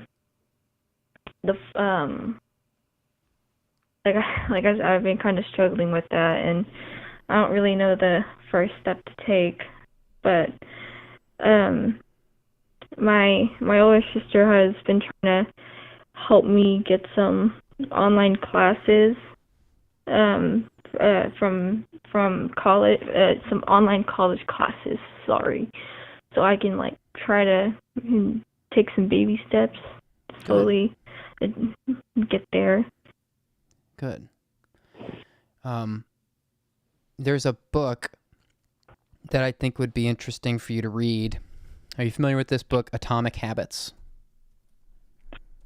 No. It's a book by an author named James Clear. And this is not a book about epilepsy, this, as you might have guessed by the title. It's just a book about, it's a book for people who may feel stuck or not sure. You mentioned baby steps. It's a book for people looking for baby steps in the right direction. It's not... It's a universal theme, so it doesn't just apply to people who want to study archaeology or to become a musician, for example. Like anybody can benefit from this book because it just walks you through the art of establishing these small daily baby steps that accumulate and culminate in powerful life transformation. And this book has sold over 1 million copies, and is loved by many, many people. Are you a good reader? Yeah. Okay. Will you read a book if I put it in the chat for you? Of course. Okay, I'm going to put this in here for you. Atomic Habits.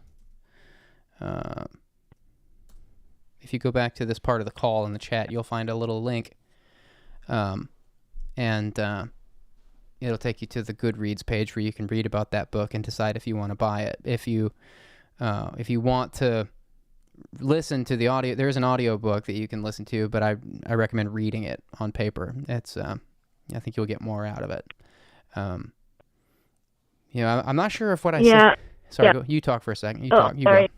go. No, you go. I'm going to shut my mouth. I was just going to say that I do prefer hard copies over audiobooks. Audiobooks tend to give me headaches. There you go. I'm not sure.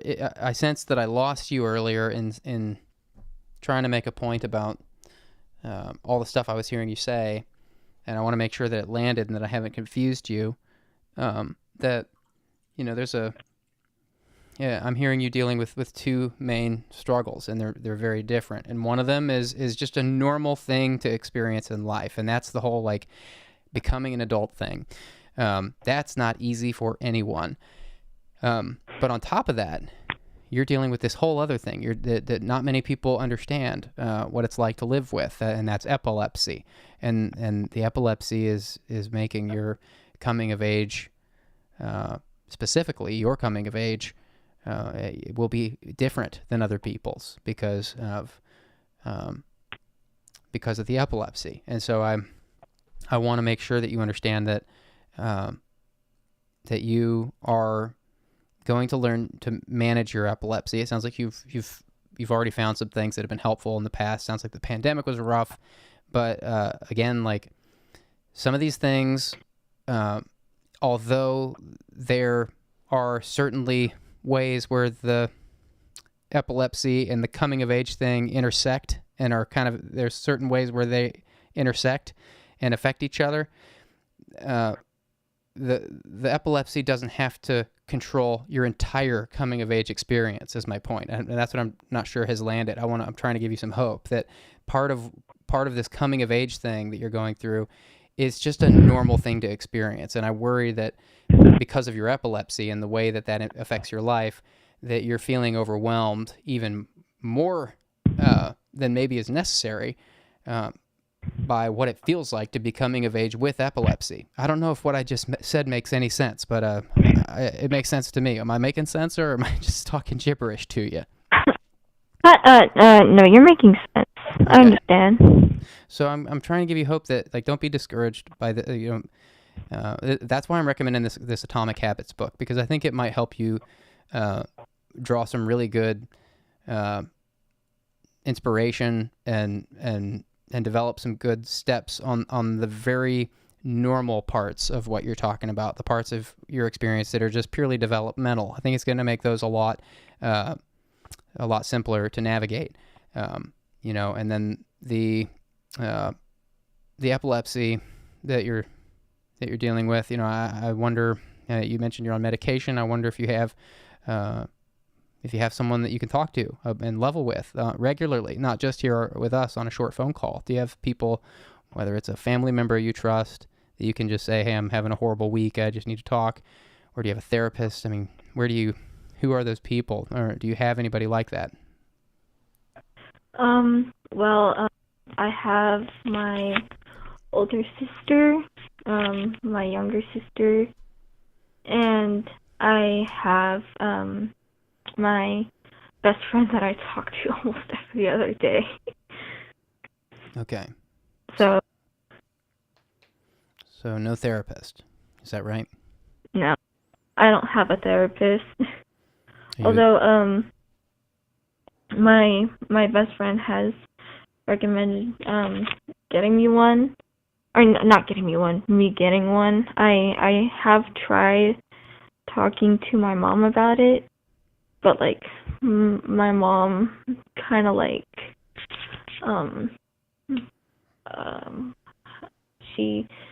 she was close-minded about the idea. Yeah, a lot of parents that are in the baby boomer age bracket and older are very anti-therapy. I think it's a pride thing. I think it's like that in my experience, most boomers believe that if you need therapy, you're like some kind of broken, messed up person, and it's like this like humiliating thing to go to therapy. Don't be dissuaded by that. Like, don't be dissuaded by that. That's a generational thing. People benefit from therapy. Even people who haven't lost anything, even people who don't have severe experiences can benefit from therapy. But you're dealing with a very unique experience, and I have no doubt in my mind that you would benefit from therapy. Now, you might be in a tough situation. Is it that you can't afford therapy on your own, and you would need some kind of financial assistance from your parents, and they just won't pay for it. Is that it? I tried talking to my mom about it, but it's kind of like that. It's kind of like you said, that baby boomer thing where it's like, well, what's there to be sad about? Are you depressed? And my dad's like, well, it's too expensive. They're gonna leech off your emotions, and you're gonna pay thousands of dollars for them to listen to your emotions and not care, which I don't really believe, since therapy is all about finding the right therapist to listen to your problems and help you. What if Go ahead, like sorry. baby boomer thing. Yeah. What if you went to your dad and your mom and said, look, you guys don't have epilepsy. I'm assuming they don't. That's what it sounds like. Am I right about that? Yeah, and I've told them that before. What if you went to them and said, now, Atris Uranus from the chat, I insist the name is Atrus Uranus, but they say it's Atris. They say to you, you do have to be careful with therapists, and that is 100% accurate. I want to be very careful and just acknowledge that is true. Like, you have to be very careful with therapists. There are undoubtedly probably more therapists than not are exactly what your dad is thinking. Just people who will just let you say whatever you want, and they won't actually give you any practical help. They don't actually have like qualifications to help you. So, you do have to be careful, but your dad's just not right. Like, that's not what therapy is. I wonder if you went to them and said, look, guys, like, I'm really struggling. I wonder if you went and just leveled with them. Not argue with them, but if you just went to them very vulnerably, very calmly, very respectfully, and said, look, I know how you feel about therapy, but you don't know what it feels like to be me and growing up with this severe case of epilepsy. I believe therapy would help me. Will you give me $1,000 for therapy? And just let's see if it makes a difference. Let's see if you notice a difference in me. And if you don't give me any more money. But will you give me $1,000 or $800? And I'll go for 2 months or whatever, just something like that. Just make them a proposition. Let's do it for 1 month and see how I'm feeling. See if you notice a difference in me. And then if you don't notice a difference, you can cut off my funding. Have you tried doing something like that? I haven't, because I have tried. Well, not tried. I've come up with the argument many times that I've been like, you guys don't understand my seizures, but they come up with the counter argument of, but we see them and we see you go through them, and we don't like seeing you go through them. But like, it's kind of like it's a double-edged sword trying to argue about the seizures with them in a way. It's not like any sort of like and it's not like any like psychological argument or anything, or like it's just kind of like I don't know how to like explain it. Sorry. It's okay. Yeah, it sounds like they think they know everything or something. Yeah, and my dad, he has a very weird way of thinking. Like, I just don't know how he thinks, but I just can't tell what's going through my dad's head. That's normal sometimes. Yeah. Like my mom is a lot more open-minded than my dad, but like my dad, he's kind of a brick wall. Atrus Uranus is suggesting maybe a support group, for an epilepsy support group. That's an interesting idea. It would be free. You'd be connecting with a community of people of all ages who understand epilepsy. Maybe you could get some things out of a support group for free, if your parents are just completely unwilling to pay for it. Yeah, but I've always been like a bit scared because I've been like, well, where do I look? Or there's I live in a small town, and there's I wouldn't really know where to find a support group. I mean, online I could, yeah, online I could definitely find one, but at the same time I would just be really nervous. Yeah, well, Google is a great place to start for finding a support group. I understand why you might have some apprehension about. I mean, that's a scary thing. Even going to a therapist is a scary thing. If you don't know the person, it can be intimidating, especially if it's your very first time. But it sounds like I'm trying to suggest things.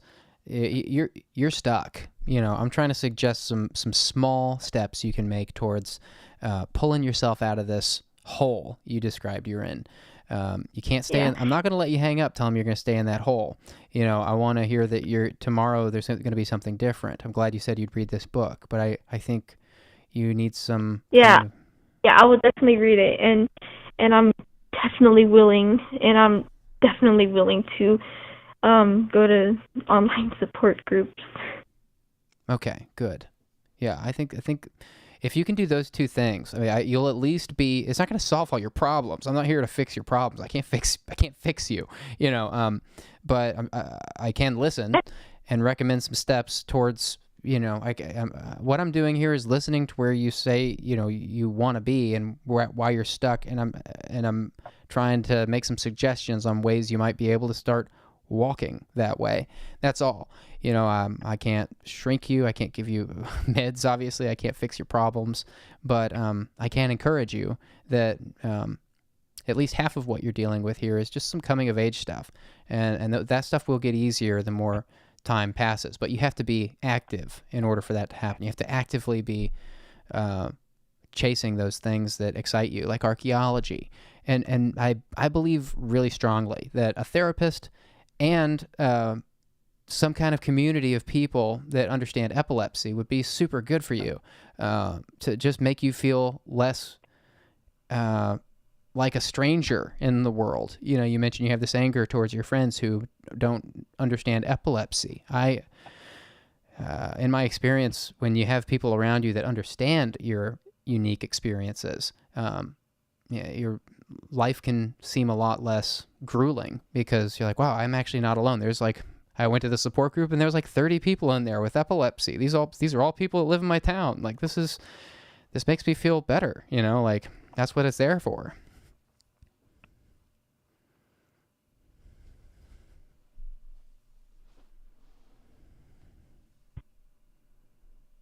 What are you thinking when I'm saying all that? You don't like it? Or I know, afraid? I love it. I absolutely love it. It sounds weird, but I'm just smiling a lot. Oh, good. Okay, great. Wow, you just made a massive shift in countenance. Yeah. Amazing.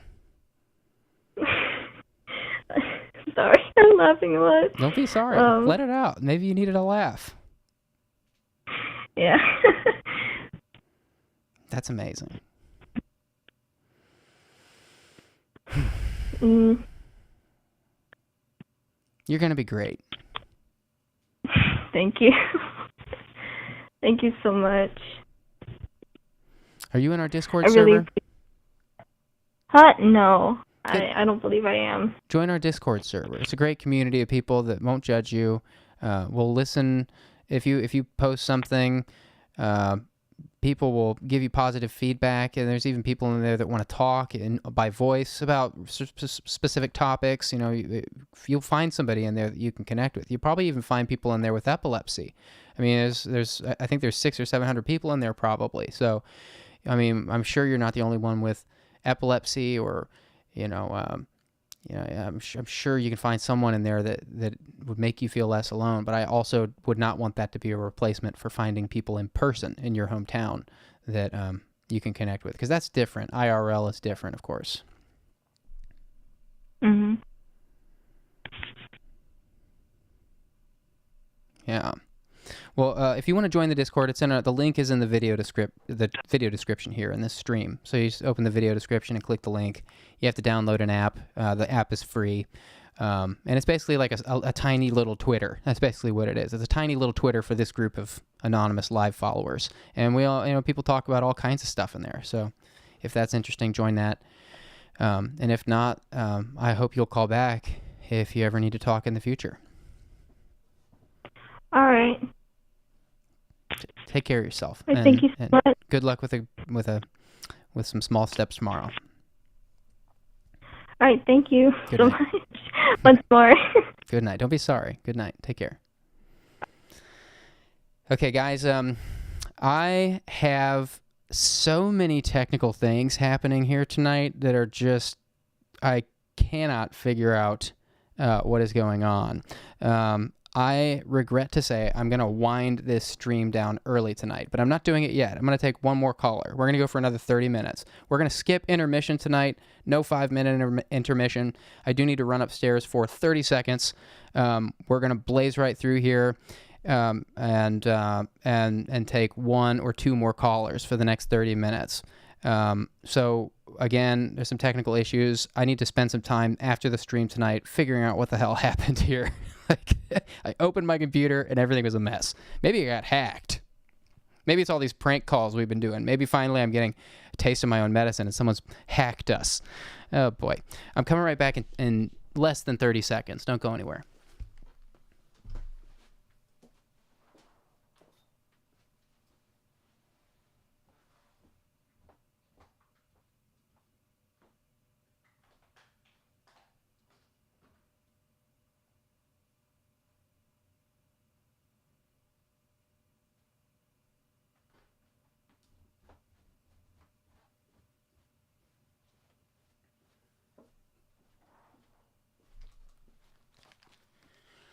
Okay. Nope, no intermission tonight. Everybody's asking intermission. I thought I said that. Maybe I didn't. Yeah, no intermission tonight. We're going to blow right through intermission because we have some technical challenges. And intermission speed run. Yeah, I just went and did one crack on the foam roller. That's what I did. No, that was a joke. Where's my soundboard? Just had to run upstairs real quick. Yeah, we're going to blow right through intermission. Phone lines are open, and we're going to see what we get into. Hi, thanks for calling. Where's my soundboard? Hello? Hi. Hi, thanks for calling. I'm watching your live right now, and there's a little bit of a delay. Can you turn your speakers off, please? So, what's that? Can you turn your speakers off, please? We're getting some feedback. Yeah, I'm sorry.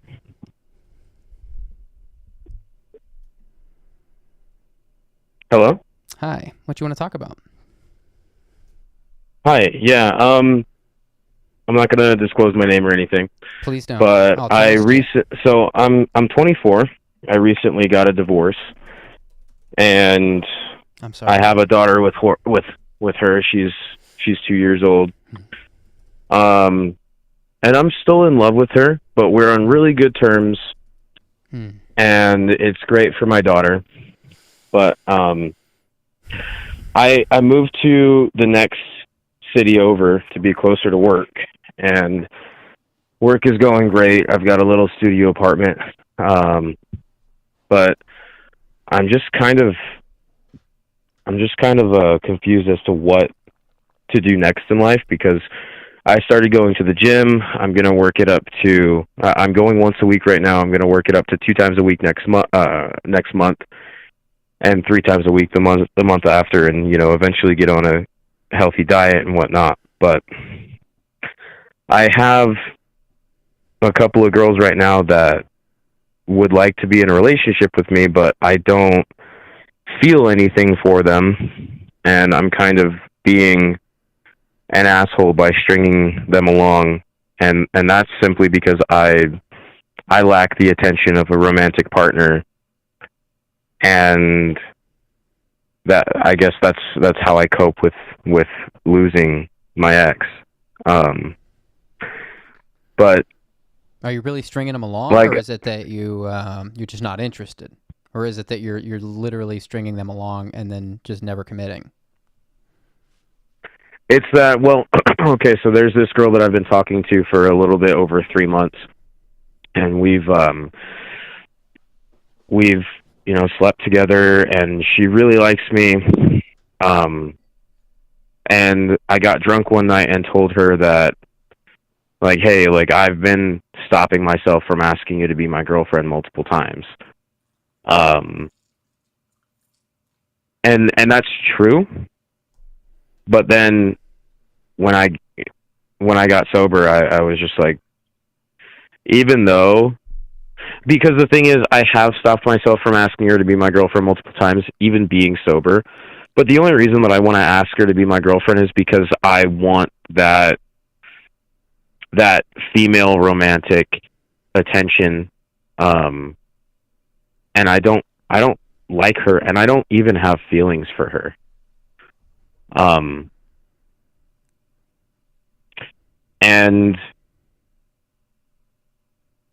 I just want, I'm 25. I'm going to be 25 next month. I just want someone who loves me, that I really, really love, that I really, really like, and I just haven't found that person. And I'm still in love with my ex. Right. And I'm intentionally staying away because I'm not good for her at all. And she's way happier without me, and I've checked in every couple of months, just with a question, like saying, hey, like, are you happier? And she says yes. And we've had some really good conversations just about life, just in a friendship way. But like when she asked me for a divorce, I was just, I whenever she would break up with me before, I would just fight tooth and nail to get her back, and I would do anything. And then finally, the last time that she asked me for a divorce, I was just defeated, and I just said, yeah, let's get a divorce, because I could change, but I don't think that I will. What do you mean by? And I'm not going to waste. Can I stop I'm not going to waste your life on a chance. I say, yeah. What do you mean by every time she tried to break up with you multiple times? Like, was this before marriage, or she tried to get multiple divorces? Like, what's that about? Well, it was before marriage, and it was during marriage that she's not actually, like, contacted a lawyer and tried to get a divorce, but like threatened me, for lack of a better word. Threatened? With yeah, just said, hey, like if you don't cut this out, like, I'm gonna leave. Because when I first started dating her, I was really, really insecure, and I would basically shame her for her past, even though she's had like a normal past, and she hadn't done anything crazy. But I grew up more sheltered, so anything over my own experience, I was intimidated by, and I made her feel like shit for it. And I was so manipulative and basically verbally and emotionally abusive that I would just, like, badger her, like, for details on her past, ask about them multiple times in the span of weeks, months, even though I already knew the answer, and just make her feel like shit over and over and over again for them. What's an example? I'm curious what you're talking. This is anonymous. I won't let you tell me who you are. Yeah, well, an example would be like, okay, so, like, this guy that you hooked up with one time when you were 16, like, how many times did you do it? Like, I see. A better example would be me not being able to come to terms with the fact that not everyone has to hate their exes. And she had an ex that she was the bad guy in the relationship with. She cheated on him one time and then immediately broke up with him because she cheated on him. And she was in the wrong for cheating on him, but he wasn't a bad guy at all. And I, for some reason, could not grasp that she could not have negative feelings towards him, because in my mind, I have to be the best. and she has to hate everyone who she had been with before me. Mm-hmm. So there was some obsessive love happening. Yeah, so I would flip out and I would get angry and I would yell. Never laid a hand on her. Never anything physical, nothing like that. But like I wouldn't rest until I was just exhausted with my yelling, and I would demand apologies for things that she didn't even need to apologize for and whatnot. Like, so that's the fact that I was tripping about her past is just one small aspect of our relationship. Like I was, and this was like a few years ago, but I was weird about her giving greeting hugs and goodbye hugs to like other dudes. And I was just so jealous and so insecure, and everyone could see it, and everyone told her that I was bad for her. And whenever I found out about that, I would just say, oh, well, you should automatically hate the people that are telling you that I'm bad for you, because therefore that would mean that you don't love me if you don't hate them. But they were giving her good, solid advice, because I was just a bad dude. And basically guilting her for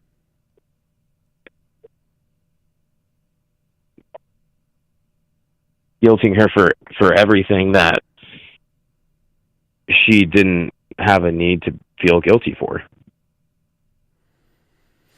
I hear, yeah, you mentioned you were insecure. I hear that in the things you're saying. You felt like if your former wife had any comfortability with an ex, it was some kind of threat to you personally. Yeah. But you also mentioned that your wife threatened you with divorces and breakups even before marriage. That also sounds like something worth poking around in, because like relationships are messy. Like you've used this terminology like good and bad a lot here on this call. You've said like I was a good this or a bad that, and she was a good for this person and bad for that person. And I wonder what that means. Like there's so much nuance in relationships. They're so messy and complicated. Like, I guess I'm just not convinced that people can just simply be good or bad for people. It's a big, messy mess, you know? So, yeah. like, I'm curious to hear more about your wife. Like, it sounds like she's not insecure. It sounds like I hear a lot of empathy in what you're saying.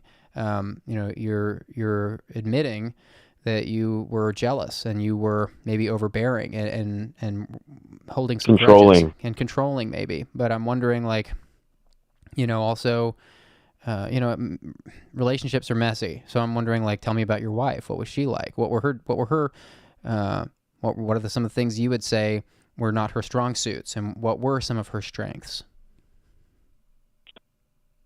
Well, she was great with people and maintaining solid friendships and relationships, and she lost a lot of friendships because of me. She got pregnant before marriage, and we were Christian, but she was way more involved in the church than I was, and she had her own church that she went to that her family was a big part of. Her mom was the manager of the church. Like, she did finance for the pastor, and my ex sang in the choir every Sunday, and so did her sisters, and they were just super involved in it. And when she got pregnant outside of wedlock, they just told her that she should probably step down from choir, because she was setting a bad example for everyone by being pregnant outside of wedlock. And they looked at the choir as essentially like mini leaders of the church. So we had an early wedding. We were planning on getting married a year later than we actually did, but we had an early wedding because our Christian mentors and pastors were basically urging us to do it. And so it was super rushed, and she had always wanted she had always wanted a wedding a specific way, like all girls do. Like all girls have a picture of a perfect wedding that they want to have, and we had Well, a not all really of them. rushed wedding that neither of us were really content with. But no, she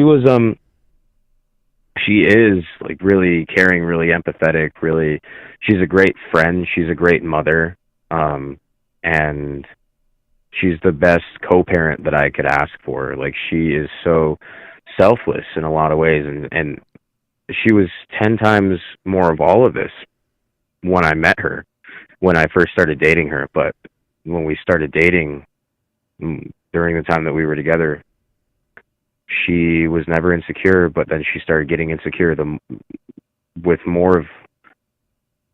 more that I was insecure over the course of years, she got insecure. Like, there was this time that I was working somewhere and this girl was really hitting on me, and I told her about it, expecting her to get jealous and wanting to talk to her and fight with her. But she didn't. She just said, "No, I trust you. I just trust that you're not going to do anything." And that just was really weird to me. It didn't sit right with me back then, because I was like, well, like, I feel like my partner should be mad at that. But I feel like in retrospect, she simply just trusted me. And then as time went on, things like that would happen here and there, and she would get more and more mad, and then almost question my loyalty to her, up until the point where she was simply just questioning my loyalty to her, thinking that something had happened. Something must have happened between me and somebody else. And we talked about that, and she ended up telling me that that's because I was just always questioning her loyalty. I see. That it must have been projection, even though, and I'm being completely honest, it was not projection. I had never done anything with anybody else. I simply just was so insecure that I couldn't believe that one person could be that committed to me, that there had to be something going on. Someone had to be screwing me over one way or another. And that was one of the biggest parts of us falling apart. So when did you guys get divorced? How long have you been living apart? Well, I moved down here about 4 or 5 months ago, and she asked me for a divorce a month before that, and then 4 or 5 months before that, she asked me for a separation. So basically, we're coming up on a year that she asked me for a separation. And when she asked me for a separation, I really focused, I drew up a plan as to what her and I could both be working on as individuals to later come back together, because she said that she wanted to get back together after a separation, and I did too. Like, I didn't even want a separation to take place, but I was like, okay, well, like, I need to do this and this and that, and then you can, like, work on this and that. But she made it clear to me that I was the problem, and that, like, she would work on her own things, but not for the sake of us getting back together, because she had trauma to work through that I had simply just given her, because she never used to snap at me when little things would go wrong until after years of verbal and emotional abuse. She never used to be insecure about me, my whereabouts, who I was talking to or with, until years and years after I did that to her. I see. So I never got therapy like I said I would. I went to a couple sessions here and there, but I didn't feel like anyone could actually help me in the way that I needed it. So I just stopped, and I've always been really busy with work, trying to make it so that she never has to work, so that she can just be home with the baby So like I was tired, but I definitely could have put more effort into bettering myself. But then, a couple months after asking me for a separation, she sat me down and she said, "Hey, I just want a divorce." And at that point, I was just like, "Yeah, like I could change, but realistically, with my track record and how many times I've promised you that I would, I don't think that I will. And even if I do, I'm not going to risk your time being happy as a person on the chance that I might change." So I was in agreement with her that we should get a divorce. So are you not seeing your kid? Your former wife doesn't work? She doesn't work at all, and she's with your kid all the time? No, she works now. She got a job after she asked me for a separation. I am seeing my kid. She lives in a different city, so I'm seeing her twice a week. But she's moving down here to the city where I'm in next year, so that we can share more 50-50 custody with her. Okay. So I want to go back to the therapy thing. Like finding a good therapist is hard. It takes commitment, and it takes, honestly, sometimes it takes burning some money and time to find the right one. There is someone that can help you. I can't help you. I can't fix you. I can help listen in the chat, and I can highlight some things that have helped us in similar experiences, but what you're going through is going to take time to heal from. I do want to highlight a few things the chat has said, but I want to first just encourage you that therapy is definitely worth investing in, and it could take you, on my worst marathon through finding a good therapist. I've had to start over with multiple therapists in multiple cities, multiple times. I've had years and years of therapy at this point. I don't need it as much now as I used to. But I've had to start over, and starting over is really hard, is my point. And on my worst marathon was starting over. I had to go through like 8 therapists before I found one that I was ready to commit to. So it takes time, but it is worth it. And there are people out there that can help you grow past things like this. Easy Cheesy, one of our mods, says to you, "It's not easy to admit you were wrong and live with mistakes, but it seems you are putting in the effort to grow. Learn from your past and keeping an open mind when considering your missteps. Keep fostering that self-awareness. It will serve you and those around you well." I think that's right. And then also, there was a couple other things. Where did they go? This is from Claire in the chat. Claire says to you, "Caller, chat is being really positive about your self-awareness, but I think you need to also find self-forgiveness. A lot of this sounds like you're blaming yourself, which isn't healthy." And I think there's an element of this where it's going to take you time to grow past it. Again, therapy can help you with that. You also haven't been divorced very long. So, it can take, it takes statistically, statistics are impersonal and just statistics, but, more often than not in statistics, men after divorce can take, it can take a year and a half before you're ready to date anyone. So I don't find it too crazy that that you're still not ready to commit to people. Of course, you got to be careful about stringing people along. If there's people you're stringing along, that's a different issue altogether. But it doesn't surprise me you're not ready to be in a real relationship right now. I mean, these are fresh wounds, and you're still reeling from your divorce a bit, it sounds like. So I'm trying to highlight some things here from the chat that are kind of on that point. And there were some other things that I wanted to highlight, and I'm struggling to find them now. But what are you thinking as I'm saying those things? I'm thinking I feel like it's super easy for a lot of people to move on from divorces, from breakups, because a lot of people see the other person as the bad guy. I think and that's I feel like as far as coping, that helps tremendously. But I haven't met many people that just acknowledge and accept themselves as the bad guy, because there's a villain in every story, and sometimes it just so happens to be you.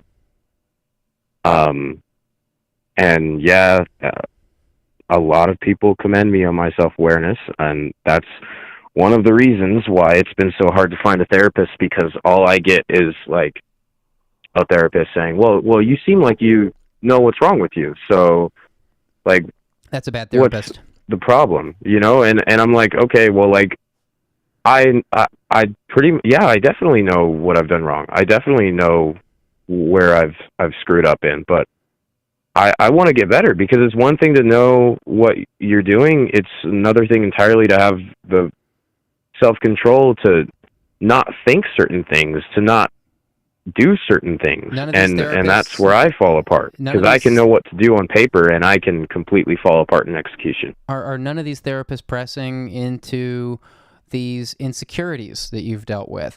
Are they simply saying, well, it sounds like if they're just saying that you know what's wrong with you, that's a horrible therapist. Those are the therapists I'm talking about. But a good therapist will explore these insecurities you've dealt with and help you get to the bottom of them, help you uproot them and turn them into progress. It doesn't sound like you found a therapist that's really walked that with you. No, and I also probably haven't given them a chance to. Maybe not. Maybe not. It might be painful.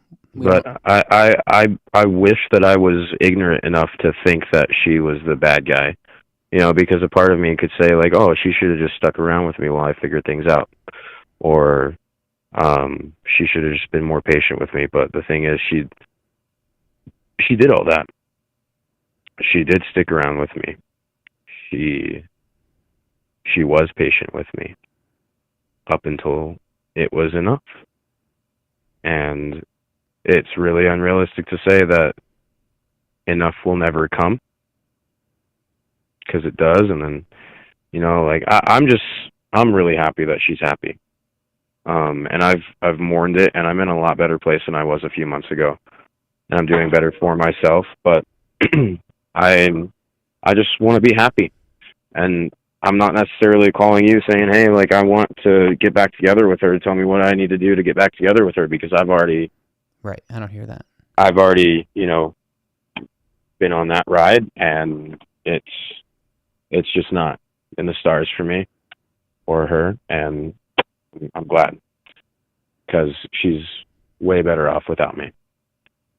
But I just want to be happy. I want to find my own happiness. I want to find a girl that loves me and accepts me. But I'm not good in a relationship, and I'm not ready to be in one, not just because I'm still in love with her, but because I'm still, to an extent, that person. I've definitely grown and changed over the years, and I've gotten a lot better, but I'm still, to the core, that person with those insecurities that flare up every so often. And to be in a relationship would just be torture for the other person. I hear you saying that. I hear that in your voice. I want to challenge you a little bit for your own benefit. I want to lean into this good bad terminology that you keep using, like hero villain terminology. Heroes and villains are constructs of stories. They're not real things, like we don't really have superheroes in real life, and we don't. I mean, I know I'm reaching a little bit and making that point, but the point is that, like, no one is good or bad. Like, you're not bad for someone. You've got some things you are working through that were problematic in your last relationship. A different person, a relationship with a different person might not bring out those parts of you so much. I mean, every relationship can be very different. My point is not that you should jump right back into a relationship. I want to be very careful, but I sense that you're having this struggle forgiving yourself and getting to the bottom of these issues that were problematic in your last marriage. So I want to say to you that I'm glad you're open to the idea of therapy. I think it sounds like you really should be in some therapy to get, not to whine or complain or lament, air out your grievances. That's all well and good too. But you need a therapist that's going to be more curious about what went wrong in your marriage and where those things in you, where those tendencies in you come from. What's underneath those tendencies? Where did they start? How did they develop? How do we uproot them? Those are questions a good therapist is going to spend a lot of time unpacking with you. But I'm challenging you that you're not simply bad for people. And I'm saying that because I sense that you're stuck in a rut of self-loathing a little bit, and maybe some I don't want to see you stuck there. You know, I do sense, I mean, that makes perfect sense to me why you don't want to be in a relationship now. You feel like you might just hurt someone. You know, you're not a bad guy. I challenge that notion. You're not a villain. And your former wife is not a saint, you know, just because she was patient with you and stuck around. Relationships end for all kinds of reasons, of course. Like maybe the relationship was just not healthy. Doesn't make you a villain. Doesn't make her a saint. Again, like a relationship with a totally different person often brings out very, very drastically different sides of us. And I wonder what a different relationship would look like for you. Again, not saying go start one tomorrow. I think you do have some self-reflection to do, and hopefully with a qualified therapist that will spend the time needed to get to the bottom of these issues. But I'm making the point multiple times to be very clear, because I'm making a few different points. But my ultimate point is that you are not a villain. I challenge that notion. Okay. Well, before I go, can I ask you a more straightforward question about something that's happening more immediately? Absolutely. Is anything I just said helpful? I don't want you to think I'm arguing with you. I don't think you are. No. It's definitely helpful. It definitely is. Okay. Well, ask anything you want. But I'm just, so her sister is getting married next month, and the guy that she's getting married to was going to ask me to be a groomsman in his wedding. And then when Kaylee I said a name. Please don't hang up on me. Careful. When her and I decided to get a divorce, she talked to him, and because she was like, oh, well, I just want to let him know, I just want to let them know to make sure that it doesn't influence his decision in any way, because he's going to ask you to be in his wedding, and that's a big thing. And so she did, and I was never asked to be in the wedding. Now, fast forward to now, they're wondering if I'm going to be there. They're asking her for a final head count, like, oh, hey, is he going to be there? And so she texted me, asking me, and I was like, well, I never got an invitation, not being salty or upset about it, which I, to be honest, I kind of am, but that's not the reason I said, hey, I'd never got an invitation. I never got an invitation. The last thing I heard about the wedding is that he was going to ask me to be a groomsman, and I never heard anything after that point. Now, I'm probably not going to, if I were to go, I'm probably not going to bring a date. I'm going to show up alone, and it's going to be all of her family and friends and all people that she knows, and and they know everything about me. And yes, my daughter's going to be there. She's going to be the flower girl. But ever since we split up, I'm just overwhelmed and at my limit when I'm around her and her family. And I cannot handle my emotions. I get very, like, last time this happened, I was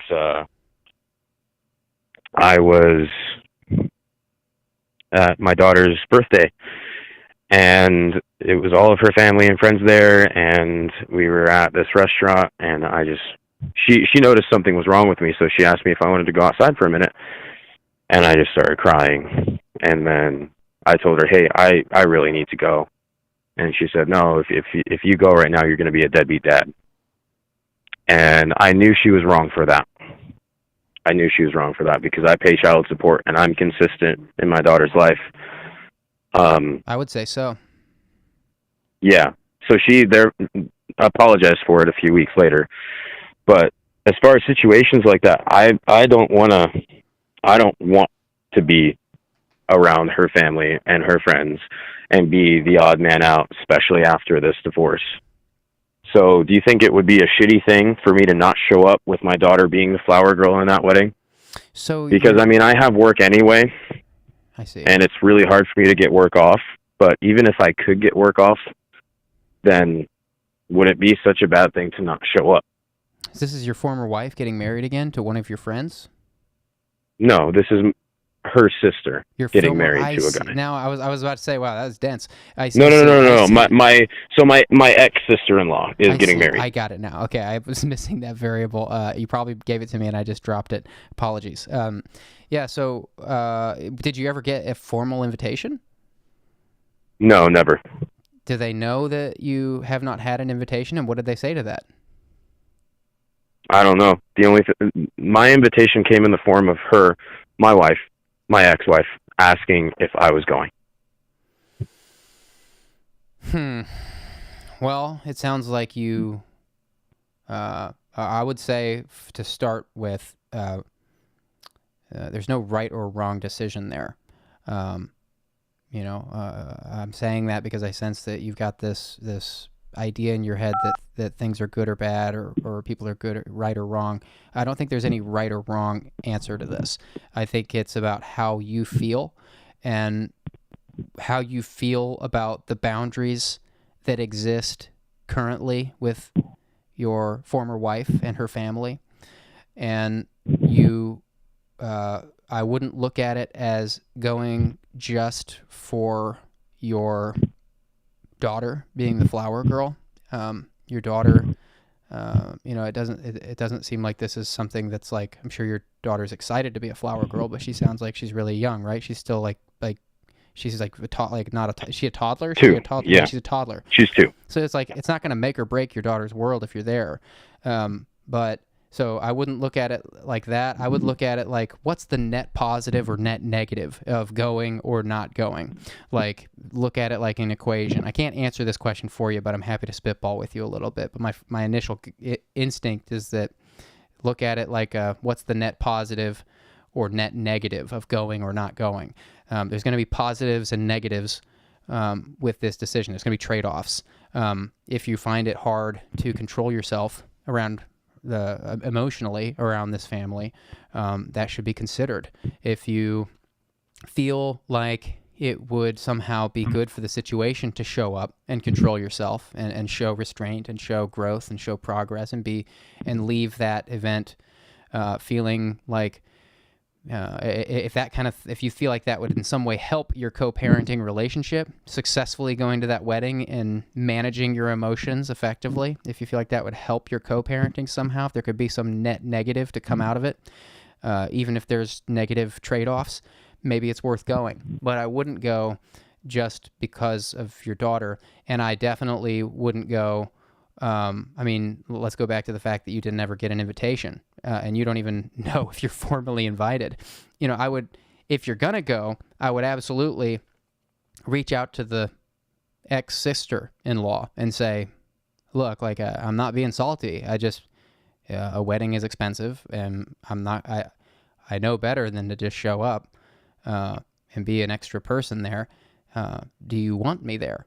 And answer, like, don't just tell me yes. Like, I don't want to impose myself just because my daughter's there. I wonder if you've had that kind of a conversation.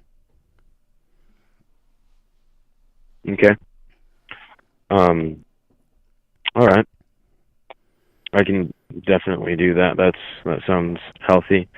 Honestly, I don't think that it would be. I want to say something. I don't else. think that it would be a super big thing for my co-parenting relationship. Okay. I think that my co-parenting relationship is going to be fine either way.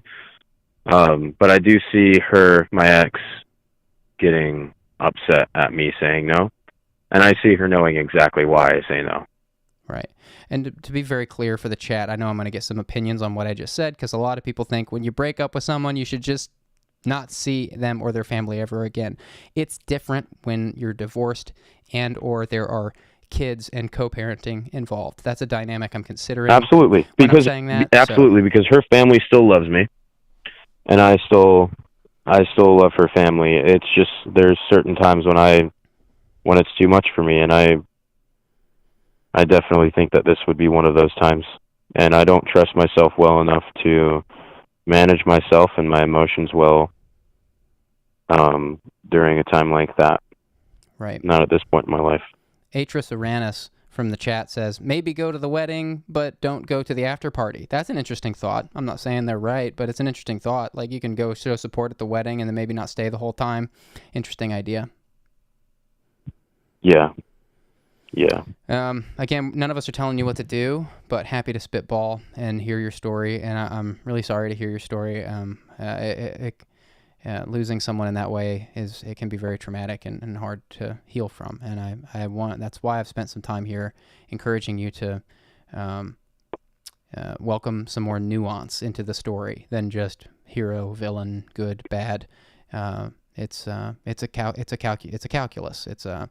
It's an equation, and relationships can simply not work. They can simply be unhealthy. It doesn't have to mean you're a villain. And I want you to find some peace and some healing and some progress. And that's why I'm saying that. Thank you. Well, take care of yourself. You got a lot on your shoulders. And especially in dealing with some of the stuff coming up, I'm glad to hear the strength in your voice and the vulnerability. And I'm wishing you the best in healing from this and moving on. I appreciate it. Best of luck to you. Take care. All right. You too. Bye. Goodbye. Okay, guys. As I mentioned earlier, we are going to wind this stream down a little bit early tonight. We had so many technical difficulties. I need to spend some time resolving those so that this week this doesn't happen again. I don't know what happened, and I need some time to figure this out. But I'm glad we made it through this, even though I have had no monitoring ability on the entire damn episode. Looks like it went without a hitch. So I'm glad about that. Thank you to all of our callers for sharing so candidly and honestly. Huge thank you to our mods. Tonight we had Deanna Krebs, Easy Cheesy. I believe I saw Jake Cooper earlier. Did he have to leave? Looks like he's may or may not be here. Thanks to all of you guys. I saw Noda pop in briefly. And thank you to the chat for listening and supporting. Aaron Florida, I am not a therapist. I appreciate the sentiment, but I reject that. I can't accept that compliment. I'm not a licensed therapist. That's not what this is. I hope, if there's one thing I hope anyone and everyone takes away from these, it's that the different needs and resources available between therapy, psychology, and psychiatry. All these callers, we spend so much time talking to them about the differences in these things, and I try to be very clear. I am not licensed to be a therapist at all. I'm just a guy that's been through a lot of stuff, and a person who would have wanted an anonymous forum like this to use for the greater good, not for, we equate today and at this time in the world, we tend to equate anonymous forums with things like 4chan and like conspiracy theories. And I've always wanted a place like this where people can just talk about their experiences and not get political, not get ideological, not debating. So I just want to be very clear that about what this is. I'm not a therapist, and we can't, even if I was, we couldn't fix people on a short phone call. But I do appreciate all the kind words and the support, and that you guys show up here each time to listen to these people. I do think it's an important outlet for people to be able to just share anonymously. And I think that we've shown, if there's one thing we've shown, it's that people do open up in a different way when they know their information isn't being recorded. They feel safer. So that's what we're here to do. Thanks again, guys. If you're new here, join our Discord. Great place to hang out. You can talk about real stuff there. There's plenty of people there looking to discuss experiences. We try to encourage all the members there, not just the mods. The mods have been all the mods there are people who care about this project and about people, and they've been made mods for a reason. But the hope is that the community comes together and is there for each other. So don't just go to the Discord and seek out a mod. None of us are qualified mental health professionals. We're just all people who care. And the Discord, all the members are people who care. So try to find people in the Discord that are, if you're new here, maybe go into the general chat in the Discord and throw out some kind of, hey, I'm going through XYZ. Anybody care to voice chat or direct message? that kind of thing. We hope you guys are using it in that way. I think that's That would be beautiful. All right, guys, I'm going to go get into technical mode for a little bit. And thanks again. And I'll see you guys on Tuesday at 9 p.m. Central for another one of these. And there may be more prank call phones, live streams, which I am going to let be a surprise for now. There's another one planned. I'm not going to tell you when it is. It's just going to pop up. So keep your eyes peeled. Never know when we're going to be pranking your friends. No one is safe until they're here. That's the dynamic here. It's an odd place. Welcome. Good night.